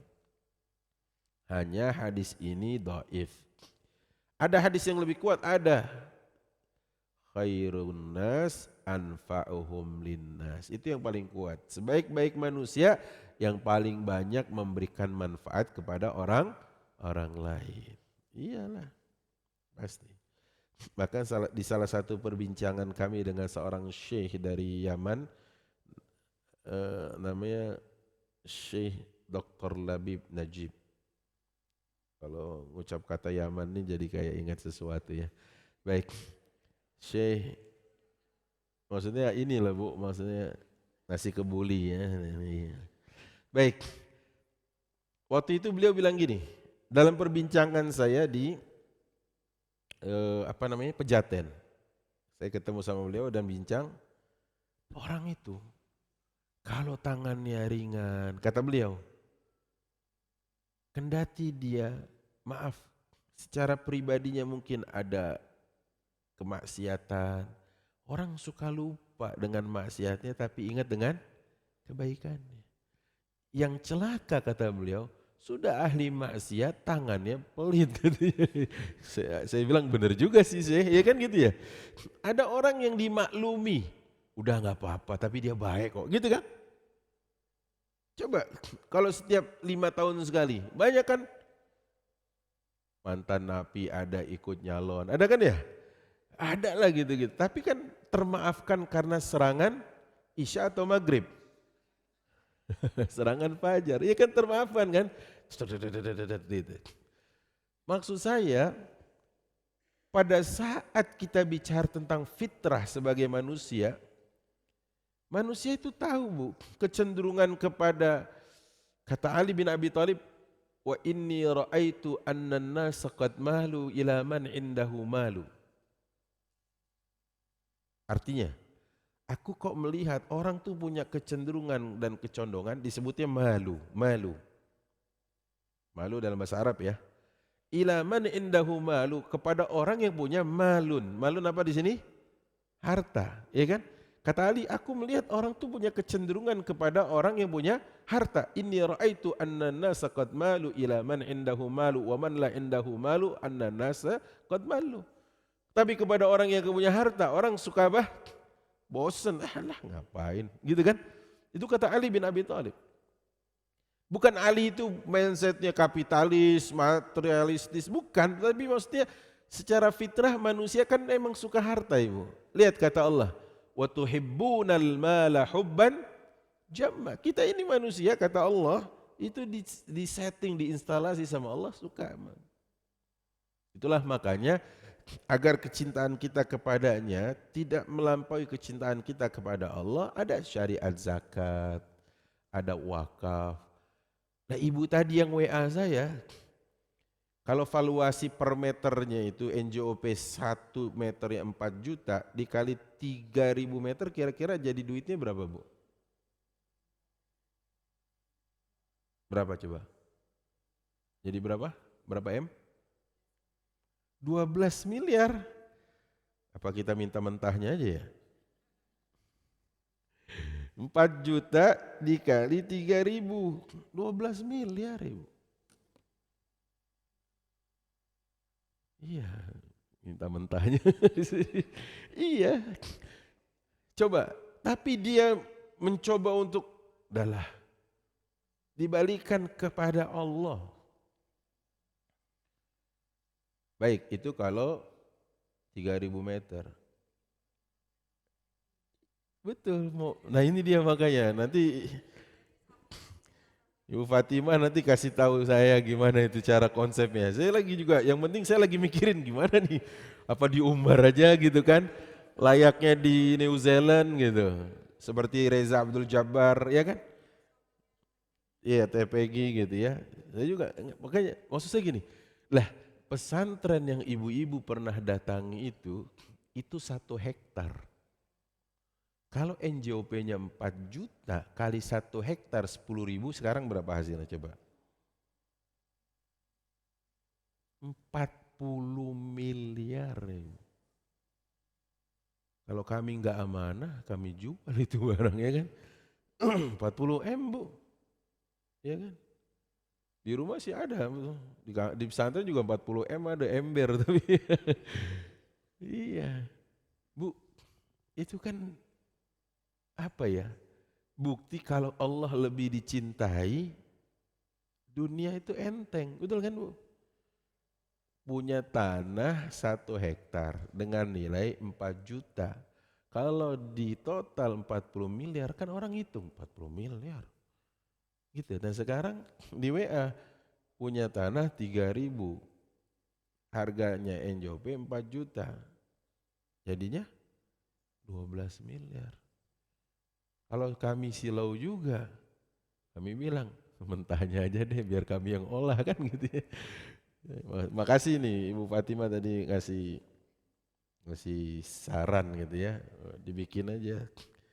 Cuma bedanya New Zealand sama negeri kita itu, kalau di negeri kita walaupun tidak semuanya, sapi di kandang Bu, bisa tinggal jeroannya doang. Ngerti maksudnya? Iya. Dibersihin setelah disembelih, dagingnya dipisah dengan kulitnya, tinggal jeroannya doang. Dia bawa udah udah dalam bentuk karung gitu. Kalau di sana cukup dipager, nanti dia punya 1 ekor anjing untuk gembala, dia kalau pagi dilepas, sore digiring sama anjing-anjing itu masuk ke kandang. Di kita kayak gitu, anjingnya ikut mati. Makanya saya lagi mikirin ini gimana ya. Ya mudah-mudahan nanti satu waktu konsep kita jauh lebih kita amalkan, jauh ya. Karena itu kan konsep kita. Tapi yang praktekin orang New Zealand, orang Singapura gitu ya. Jauh dari Islam, tapi nilainya Islami itu loh Bu. Ya kan, saya sempat bilang sama istri saya, apa kita pindah ke New Zealand aja ya kan. Terus Abi sana mau ngangon domba katanya, kata istri saya. Abi mau ngangon domba, ya kan udah punya ilmunya tentang ngangon domba, saya bilang gitu. Tapi ini tanah tumpah darah saya ya kan. Gimana pun kelamnya saya nggak tinggalin insya Allah. Ya, gitu. Itu saya sempat mikir begitu, apa kita ngangon domba di sana ya. Baik, lanjut dulu. Dalam riwayat Tabrani disebutkan dari Makhul dari Abu Hurairah, semoga Allah meridainya, Rasulullah SAW bersabda, "Man talabad dunya halalan isti'fafan 'anil mas'alah wa sa'yan 'ala ahlihi wa ta'attufan 'ala jarihi jaa'a yaumal qiyamati wa wajhuhu kal qamari lailatal badri wa man talaba ad-dunya halalan mukathiran laqiyallah wa huwa alaihi ghadban." Hadisun hasanun. Sebelum saya terjemah, saya mau tanya dulu, siapa di sini yang pengen wajahnya di akhirat seperti bulan purnama? Ada? Ada. Cuma 2 orang yang angkat tangan. Saya ulangi lagi, siapa di sini yang pengen wajahnya di akhirat seperti bulan purnama? Oh, ada semua, alhamdulillah. Ini resepnya, ini rumusnya. Kata Rasulullah, barang siapa yang mendapatkan atau mencari penghasilan atau menjemput rizkinya dengan cara yang halal. Saya ulangi, barang siapa yang menjemput rizkinya dengan cara yang halal. 1. Ini resep pertama. Yang kedua, dalam rangka menjaga marwahnya untuk tidak minta-minta. 2.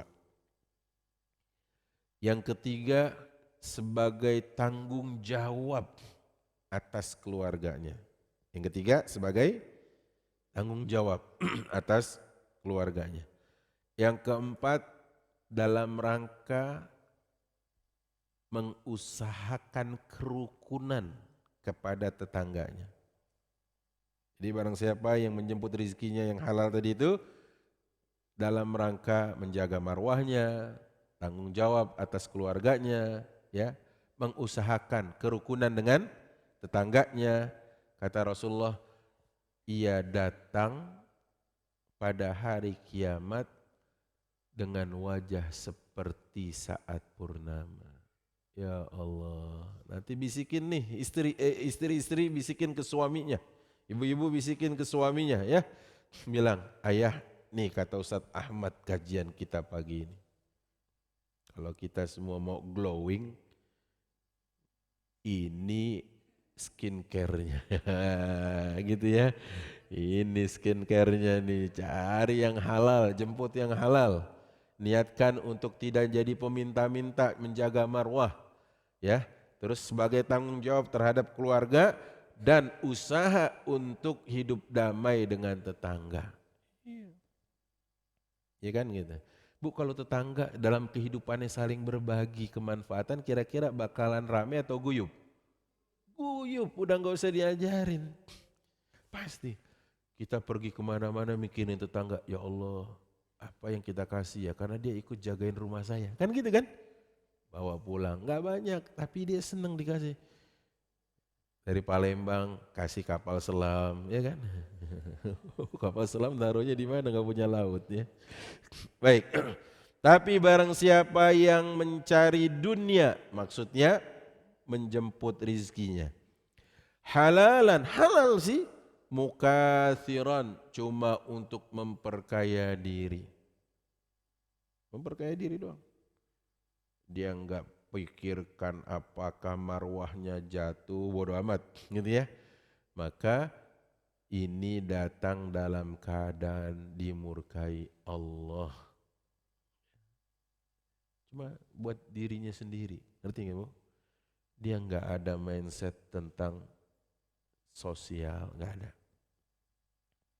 Dia tidak berpikir tentang zakat harus dikeluarin, nggak ada.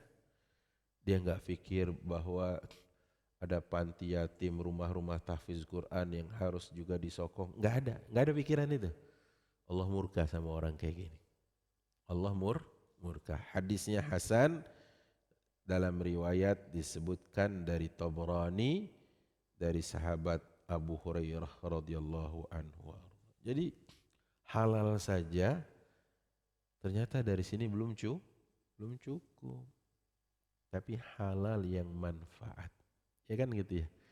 Kalau halal aja banyak Bu.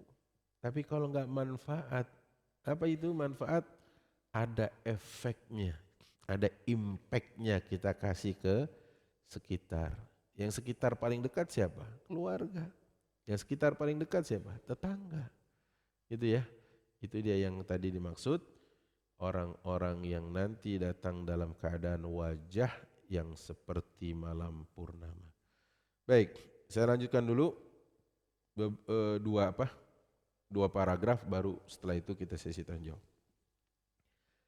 Wa atlaqa ashabuna ibahat at-tijarah wa la'alla al-murad ghairu mukasirin wa annahu yukrah wa harrama Abul Farj Asy-Syirazi min ashabina al-mukasarah bidzalik.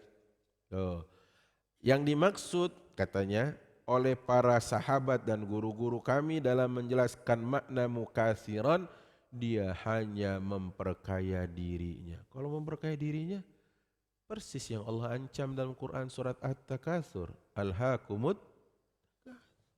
Sampai kapan? Hatta zurtumul maqabir, sampai ke liang kubur Ibu. Ya Allah, na'udzubillahi min dzalik. Jangan. Kita tahu wa fi amwalihim haqqum ma'lum lis-sa'ili wal mahrum. Ada harta orang-orang yang harus ditunaikan. Harus. Kita cuma ketitipan Bu. Berapa? 2,5. Jadi muslim enak cuma 2,5% kan. Coba jadi yang kafir 1/10 kan. Iya lebih gede. Cuma 2,5% Ibu. Ya Allah ya Rabb. Kalau Ibu punya 1 juta berarti yang dikeluarin berapa kira-kira kalau cuma 2,5%? Ini skema doang. 25.000 kan. 25.000 cuma dapat bakso semangkok belum es tehnya. Ibu kan kalau baca daftar menu gitu kan. Masih Ibu ditanya, minumnya apa? Loh, kira udah dapat minum belum? 25.000 baru itu ya. Kata si Ibu, Kalau gitu banyakin kuahnya aja biar nggak seret gitu. Astagfirullah. Baik, kemudian apa di sini? Wa ya'ti kalam Ibnu Hazm fi adabil masajid. Nanti juga pembahasan ini sedikit banyak disinggung dalam bab adab di masjid. Itu dikatakan oleh Ibnu Mufli Al-Maqdisi. Wa qala Al-Marwazi, berkata Imam Al-Marwazi, aku berkata kepada Abdullah, inna rajulan qala la aktasibu hatta tasihha li an-niyah wa lahu iyalun qala idza kana yajibu alaihi an yanfa'ahum fa minan niyati siyanatuhum. Kata Imam Al-Marwazi, ada orang yang bilang gini, saya enggak akan keluar dari rumah untuk beraktivitas dulu sampai niat saya benar. Nah, ini benar apa enggak? Menurut ibu benar enggak? Benar. Tapi jangan kelamaan niatnya. Niat dulu, oh, hati saya belum benar jadi saya belum mau kerja dulu Ustaz. Nah kalau begitu nanti istri dan anaknya akan terbengkalai, betul nggak? Akan terzolimi, betul kan? Niat benar, tapi minta sama Allah agar terus dijaga niat ini. Gitu, jangan susah Ustaz, sampai sekarang niat saya masih belum beres. Ya nanti tanggung jawab istri dan anak di akhirat. Ya sebelum di akhirat, di dunia sudah harus tanggung jawab, betul kan? Karena bagi kita niat itu tidak cukup sampai niat. Walaupun niat juga sudah sebagai sebuah kebaikan. Tapi di Islam niat itu akan jauh lebih sempurna kalau menjelma menjadi amal. Iya dong. Orang yang niat bangun tahajud, enggak dikerjain, dapat pahala enggak? Dapat. Tapi orang yang niat bangun tahajud dan ngerjain, gede mana pahalanya? Ya pasti yang niat dan bangun tahajud. Udah, itu enggak, no debat di situ. Tapi kalau cuma sebatas niat, maka belum cukup dan belum sempurna di Islam kebaikannya. Ya kan gitu. Saya pengen nih, saya berniat pengen haji ini ibu-ibu. Niat aja begitu terus ya kan. Ya enggak cukup sampai realisasi gitu. Kalau itu cuma PHP namanya. Ya begitu ketemu Ustaz jadi hajiin kami. Ya kan saya niat, ibu bantuin niat saya ya. Niat doang buat apaan gitu ya. Menjelma menjadi amal gitu ya. Wallahu a'lam bishawab. Saya beri tanda untuk fasal berikutnya insyaallah di sesi yang akan datang. Sesi yang akan datang sudah tahun baru belum? Belum ya, masih Zulhijjah ya? Baik, siap. Saya kembalikan dulu. Wallahu a'lam bishawab. Saya kasih tanda dulu biar enggak lupa pembahasan yang akan datang. Baik, ada yang mau ditanyakan? Enggak ada ya, alhamdulillah. Belum Ustaz. Masya Allah pembahasannya hari ini ya Ibu lengkap ya. Silakan Ibu yang mau bertanya atau yang mau curhat boleh ya Ustaz. Silakan Ibu-ibu. Oh, ya.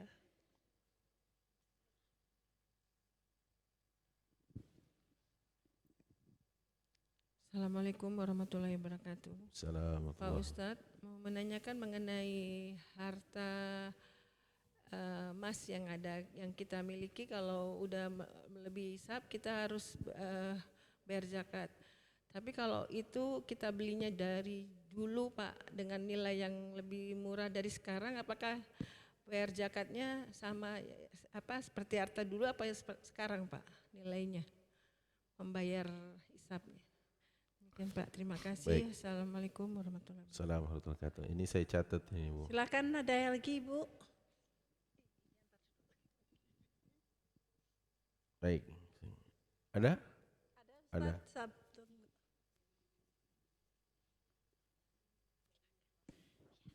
Assalamualaikum warahmatullahi wabarakatuh. Assalamualaikum warahmatullahi wabarakatuh. Pak Ustadz, saya mau bertanya, saya kan sudah kurang lebih 2-3 tahun tidak bekerja full sebagai IRT. Sebetulnya masih ada keinginan untuk pengen kerja lagi karena rasanya beda ya ketika punya uang sendiri, bisa bantu banyak saudara, bisa bantu banyak keluarga. Lebih enak gitu ngeluarin uangnya karena uang sendiri. Cuma ada rasa khawatir juga, suami sebetulnya sudah mencukupi semua kebutuhan kita, tapi kok masih pengen kerja gitu. Nah, bagaimana sih Pak Ustadz niat yang baik kita sebagai istri ingin membantu keluarga, kerja tuh niatnya kayak gimana gitu Pak Ustadz, kalaupun pengen menghasilkan uang sendiri. Terima kasih Pak Ustadz. Iya. Boleh tahu nggak dulu kerjanya apa? Kalau boleh tahu gitu. Dulu pernah kerja di kantor, Oke. terakhir juga pernah usaha. Usaha pun sebetulnya udah niat pengen jadi penyambung rezeki untuk karyawan-karyawan saya. Tapi terakhir karena orang tua sakit, akhirnya saya memilih nutup usaha buat fokus ke orang tua yang sakit gitu Pak Ustadz. Sekarang orang tua Sekarang orang tua udah nggak ada, udah meninggal. udah meninggal. Tapi masih pengen bantu saudara-saudara yang lain gitu Pak Baik. Ustadz. Ya. Baik. Kasih. Ustaz satu lagi ya. Oke. Bismillahirrahmanirrahim. Assalamualaikum warahmatullahi wabarakatuh. Wassalamualaikum warahmatullahi wabarakatuh. Izin bertanya ya Ustadz, Ya. tapi pertanyaannya sih ringan banget kok. Cuman mau nanya gini aja, masalah harga diri dan marwah. Usia berapa seorang suami sudah tidak bekerja lagi, sementara dia seharusnya masih ada rasa tanggung jawab dan sebagainya. Kalau dihitung di pemerintah atau di kantor-kantor swasta itu kan ada usia pensiun. Itu aja sih Ustadz. Baik. Ringan kan Ustadz? Ya. Ya, makasih jazakallah khair. Oh iya. Baik, saya jawab dulu. Pertama, membayar zakat hitungan value yang mana? Apakah sekarang atau saat kita beli? Hebatnya agama kita itu memang karena syariat ini turun dari Allah, gitu ya. Jadi acuannya adalah harga emas itu. Maksudnya harga emas itu sekarang berapa, gitu kan? Nah, saat kita bicara tentang kepemilikan berdasar nisab, kita sudah sampai nih karena sudah punya 2 kilo. Misalkan, padahal batas ambang minimum 85 gram. Berarti 2 kilonya kan udah berlebih banyak. Nah, terus yang kedua, haul. Haul itu kan kepemilikannya setahun. Begitu sampai pada masa di mana setahun kita miliki, berarti kita lihat harga emas hari itu berapa. Gitu kan? Yang di saat itu kita menjadi wajib, kalau kan ada di pajak, wajib pajak ya. Kita menjadi penyandang atau pemilik status wajib zakat. Nah, dihitung 2 kilo sama dengan 2.000 gram. 2.000 gram dikali 2.800.000 dikali 2,5%. Nah, itu yang harus dikeluarin. Gitu ya Ibu. Kalau nanti Ibu pusing, saya bantu kok. Bantu ngitungin aja gitu ya. Enggak. Itu kan emang pelajaran saya Ibu ya. Dari S1, S2, S3 saya memang di Islamic Finance dan saya di ekonomi syariah. Ya, baik. Yang kedua, istri bantu keluarga. Gimana caranya? Pengen bantu lebih merdeka kalau uang sendiri katanya gitu ya. Lebih bebas bertasarruf. Gini Bu, mulianya perempuan itu dahsyat sekali. Resep dia masuk surga cuma 4 anak tangga. 4 anak tangga. Saya kalau mau tukeran saya mau banget Bu. Salat 5 waktu dijaga, puasa dikerjain, kehormatan diri dipelihara, suami ditaatin. Surga. Gampang gak? Gampang banget. Tapi banyak yang pengen lebih dari ini. Gitu. Saya waktu dulu sempat tinggal di daerah, kok jadi lupa sekarang saya. Jadi kalau dari perempatan Cilengsi itu ke sana masih 12 kilo. Namanya apa?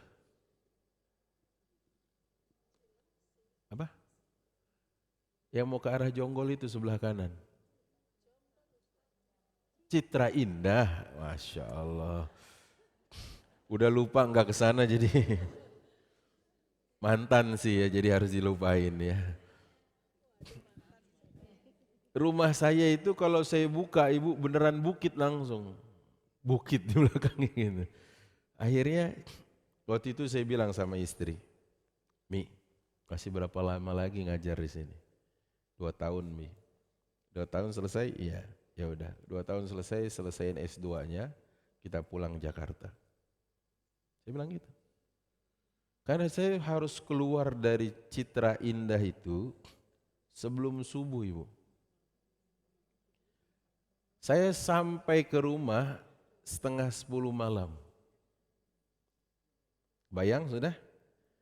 Di box motor itu bukan cuma ada jas hujan, tapi ada baju ganti juga. Ini pakai motor ya kan dulu. Terus saya bilang gini, kalau begini polanya saya ngelakonin hidup, saya takut anak saya panggil om. Saya takut saya dipanggil om, saya bilang. Setelah 2 tahun balik Jakarta. Saya bilang saya anak Jakarta, saya harus urus kampung saya. Saya bilang gitu ya. Ibu bisa bayangin, saya sholat itu di masjid yang seberang Roja itu. Yang ada lapangan itu. Setelah flyover, iya pas Cilengsi. Saya di situ, subuhan saya pasti di situ. Jadi kalau baru Citra Grand mah belum ada apa-apanya ya. Citra Grand kasih nih Bu, udah deket banget sama Jakarta. Saya itu kalau sudah sampai junction hati saya gede Bu. Dulu naik motor kalau sudah sampai junction hati saya gede banget. Padahal masih harus ketemu Bu Kakak. Iya kan? Mekarsari, itu hati saya gede loh. Alhamdulillah. Padahal masih puluhan kilo lagi naik motor ini. Coba, saya bilang pulang. Pilihan saya kenapa saya ke sana?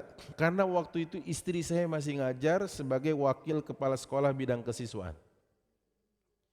Pihak yayasan malah justru biar saya nggak capek-capek ke Jakarta, dia bilang gini, udah Ustadz jadi kiainya aja di pesantren ini. Saya bilang saya paling menolak yang kayak gini karena nanti takutnya konflik of interest. Saya kiainya, istri saya gurunya. Dia salah, ntar yang belain saya. Ya kan? Saya paling nolak. Saya bilang saya nggak mau.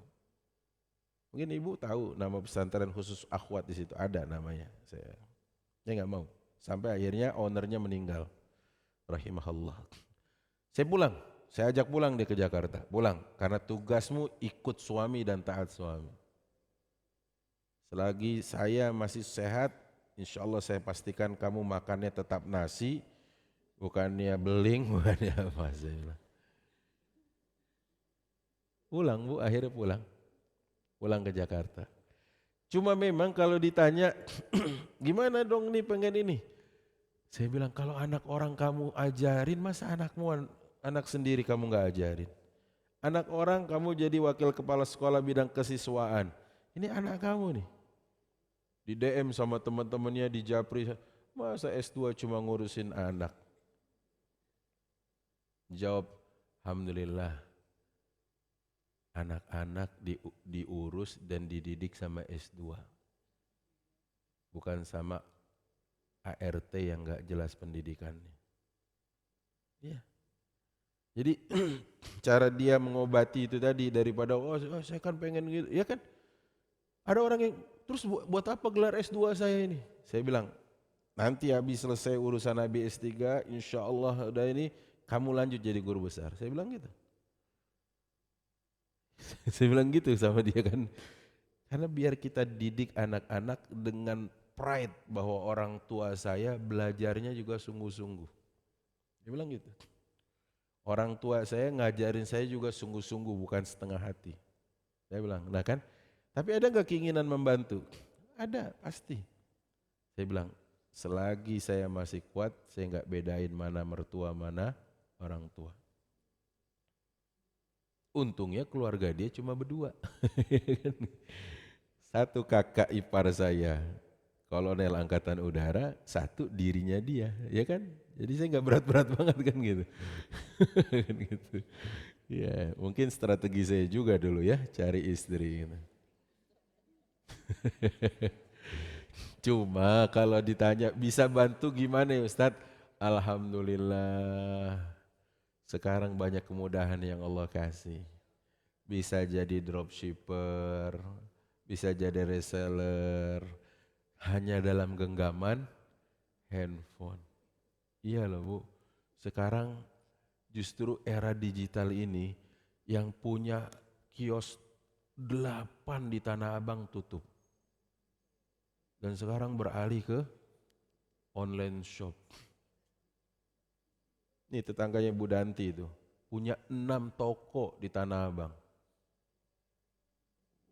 Ini kan jamaah saya ini di Bintaro. Tutup Bu, beralih ke online. Online tutup juga. Sekarang punya 14 toko kerupuk. Jangan bilang, kerupuk Ustaz. Jangan salah. Jangan salah, enteng. Untungnya Ibu yang berat. Dagang kerupuk enteng banget. Iya, untungnya yang berat ternyata. Masya Allah, ya kan? Kadang bersama kemudahan, bersama kesulitan ada kemudahan. Cuma kita kadang belum ketemu aja gitu loh. Padahal bersama kesulitan ada bukan setelah loh, bersama. Fa inna ma'al usri yusra. Istri baru bilang gini sekarang ke saya, iya ya, kalau kita masih tetap dulu, apa iya punya pesantren? Jangan mengandai deh, saya bilang. Gak tahu juga, ini garis kita suruh jalanin doang. Kita suruh jalan aja, nanti yang ngarahin Allah, kita suruh jalanin aja, saya bilang. Yang penting saya berazam, saya bilang, sebelum 40 saya sudah punya pesantren. Saya pernah bilang begitu, dan 40 saya insya Allah enggak terbang sana, terbang sini, saya ngurusin aja itu pesantren. Saya bilang gitu. Saya udah bilang gitu sama istri. Karena sebelum itu kan saya ke Laut Cina Selatan, 7 hari di tengah lautan Natuna itu, ngapain di sini saya bilang ya kan.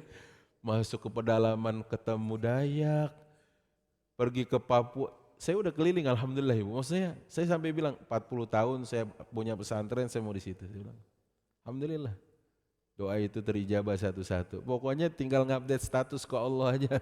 Ya Allah pengen punya pesantren ya Allah. Bagaimana caranya biarin Allah aja yang saya juga nggak tahu kan. Tiba-tiba diajak Ustadz ada waktu kapan? Yuk itu jalan-jalan. Bilangnya jalan-jalan bukan survei. Begitu ke tempat situ ilalang masih tinggi. Ustadz tertarik nggak? Nggak pakai AIU? Iya Bismillah. Saya cuma bilang gitu. Bangunnya gimana saya nggak tahu. Saya juga nggak paham. Satu ketika saya pakai sarung, layaknya kiai-kiai, sarung pakai baju koko, pakai peci, gendong anak yang nomor 6 tuh, si Suhail. Saya bilangin pengen juga nih punya gedung di sini 4 lantai ya Allah. Allah mudahkan 7 bulan berdiri itu bangunan. Saya juga nggak tahu, cuma bilang sama santri mengafirmasi mereka, mudah-mudahan di tempat ini nanti kita punya masjid. Ibu-ibu ke sana waktu itu belum ada masjid kan? Nah, harus diulang ini. Harus diulang biar saya kebantu doanya. Saya pernah bilang, ini jadi masjid. Alhamdulillah Bu, sekarang alhamdulillah. Tiba-tiba Iris Bella kasih itu masjid. Tolong di ini yang ini ya. Di edit. Ntar saya disamperin sama ini infotainment. Dari kemarin nyariin saya mulu. Saya bilang saya nggak bersedia jumpain. Ini saya lagi doain begini nih, mudah-mudahan nih ya, berdiri di sini asrama akhwat nih saya bilang ini. Ya nggak tahu, ntar lewat siapa aja saya juga nggak tahu. Saya cuma lagi bilang begitu aja sama Allah. Yang penting saya lagi update status terus sama Allah. Ya, termasuk tadi kandang sapi, saya update status aja buat Allah saya mintanya. Nah, adapun ibu tadi caranya banyak. Cuma mungkin belum tahu bersama kesulitan ada kemudahan. Kesulitan bukan finansial, ibu wah Masya Allah dicukupkan sama suami. Tapi kesulitan untuk memulai jenisnya, role modelnya kayak mana ya kan gitu. Itu kan sulit belum tahu nih. Kalau kemarin kan kantoran, kalau kantoran harus ninggalin anak ya kan. Hampir rata-rata semua kantor nggak memperbolehkan bawa anak, betul kan? Saudara punya anak gimana? Ah, itu kan masih sulit. Maksudnya sulit itu bukan berarti apa? Belum clear kayak mana mulainya gitu ya. Yang terakhir, usia berapa suami sudah tidak bekerja lagi? Nggak harus ada usia tertentu sih. Bahkan di usia muda ada suami-suami yang udah nggak kerja. Kenapa? Karena dia bayar pekerja. Dia tinggal ungkang kaki orang-orang yang ngerjain bisnisnya. Ibu, kalau seperti Rasul, usia beliau di 63 masih produktif. Tapi kan belum tentu umur umatnya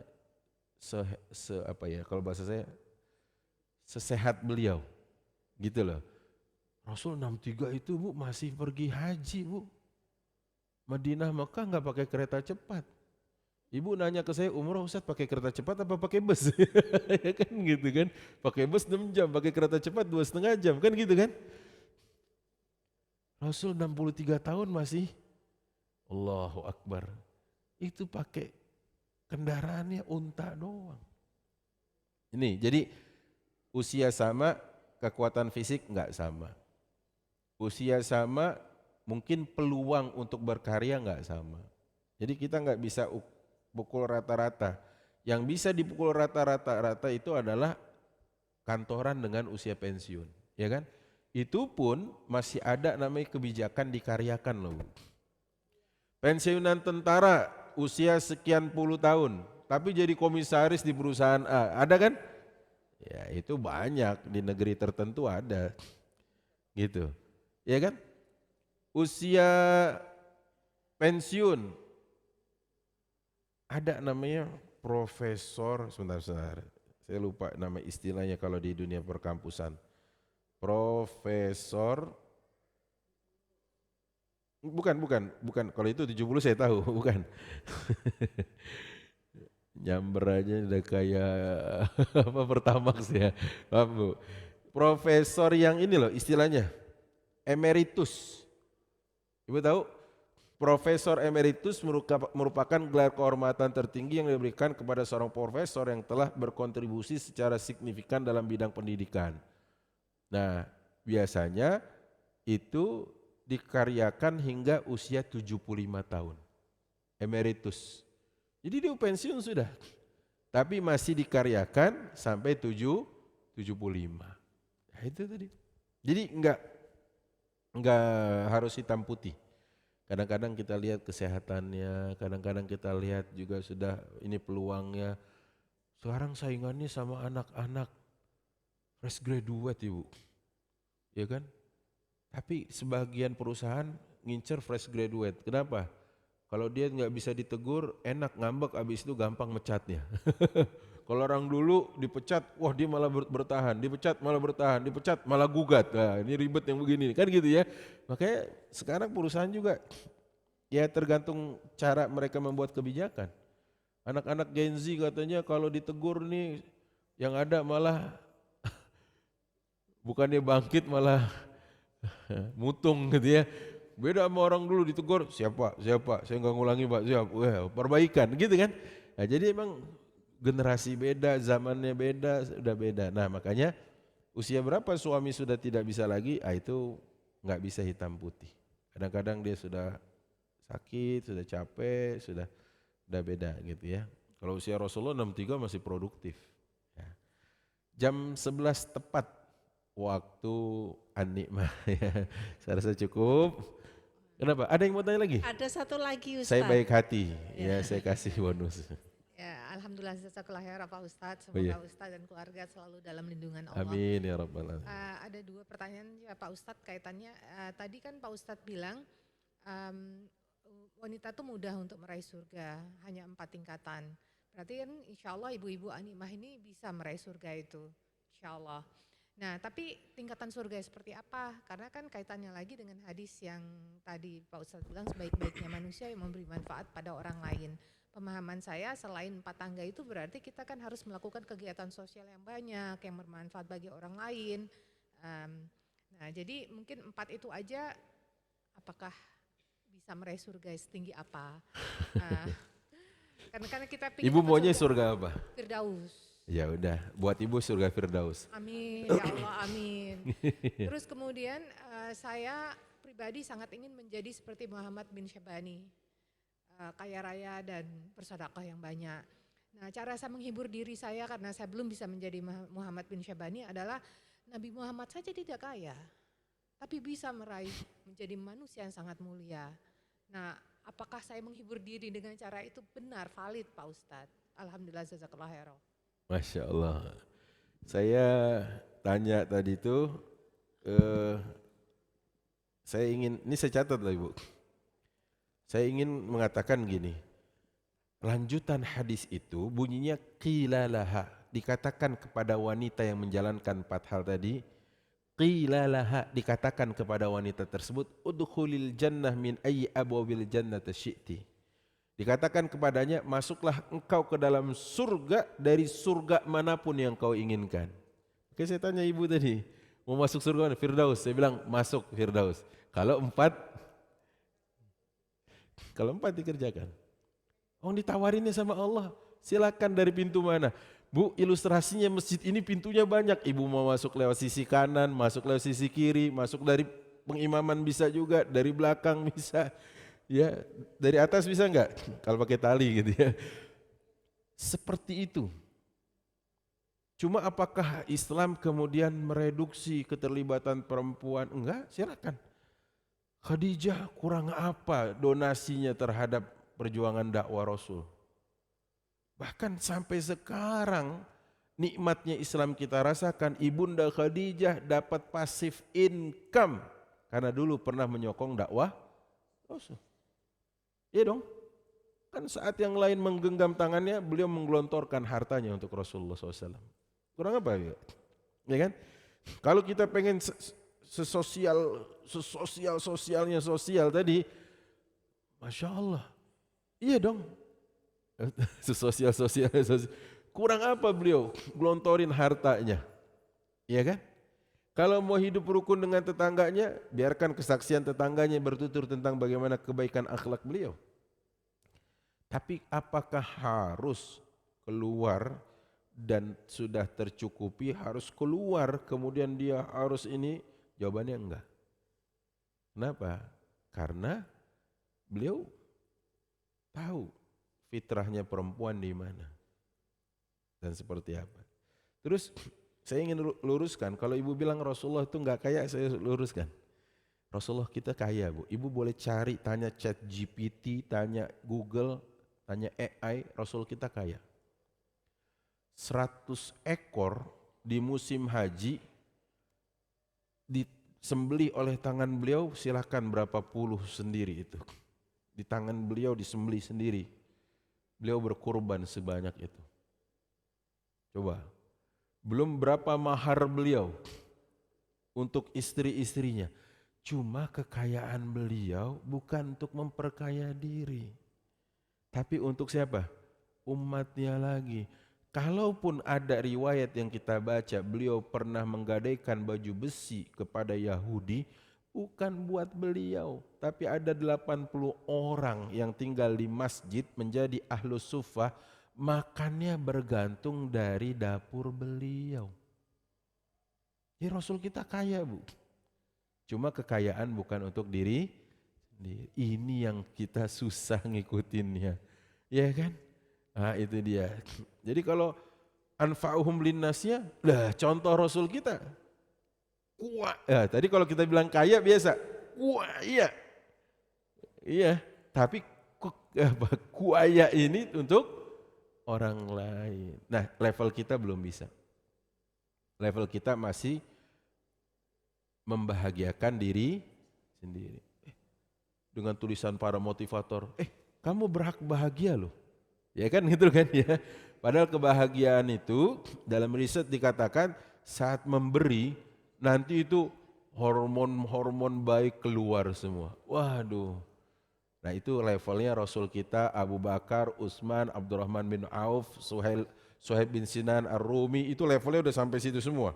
Kalau level kita masih Mana tadi yang lecek duitnya itu masih gitu. Makanya alhamdulillah inisiatif adanya QRIS nggak pakai nyari uang lecek, ya kan? Mohon maaf ya saya nggak ngasih dulu karena nggak ada receh, saya ada kembalinya kata orang itu. Sekarang lebih canggih lagi, di bajunya langsung dicetak QRIS ibu. Silakan kalau mau scan, gitu ya. Dan mudah-mudahan Allah takdirkan kita kaya syukur manfaat. Amin. Dan tidak lupa bisa sosialisasi kepada orang dengan akhlak yang baik. Ibnu Khaldun bilang, dan ini terakhir, kata Ibnu Khaldun, an-nas atau al-insan, manusia itu ijtimaiyun, iktisadiyun, madaniyun bit-tab'i. Artinya, manusia adalah makhluk sosial, berarti kita harus sosialisasi. Makhluk ekonomi, berarti kita berkegiatan ekonomi. Makhluk peradaban, berarti kita hidup harus dengan adab. Wallahu a'lam bissawab. Subhanakallahumma bihamdika asyhadu an la ilaha illa anta astaghfiruka wa atubu ilaik. Terima kasih. Assalamualaikum warahmatullahi wabarakatuh. Waalaikumsalam warahmatullahi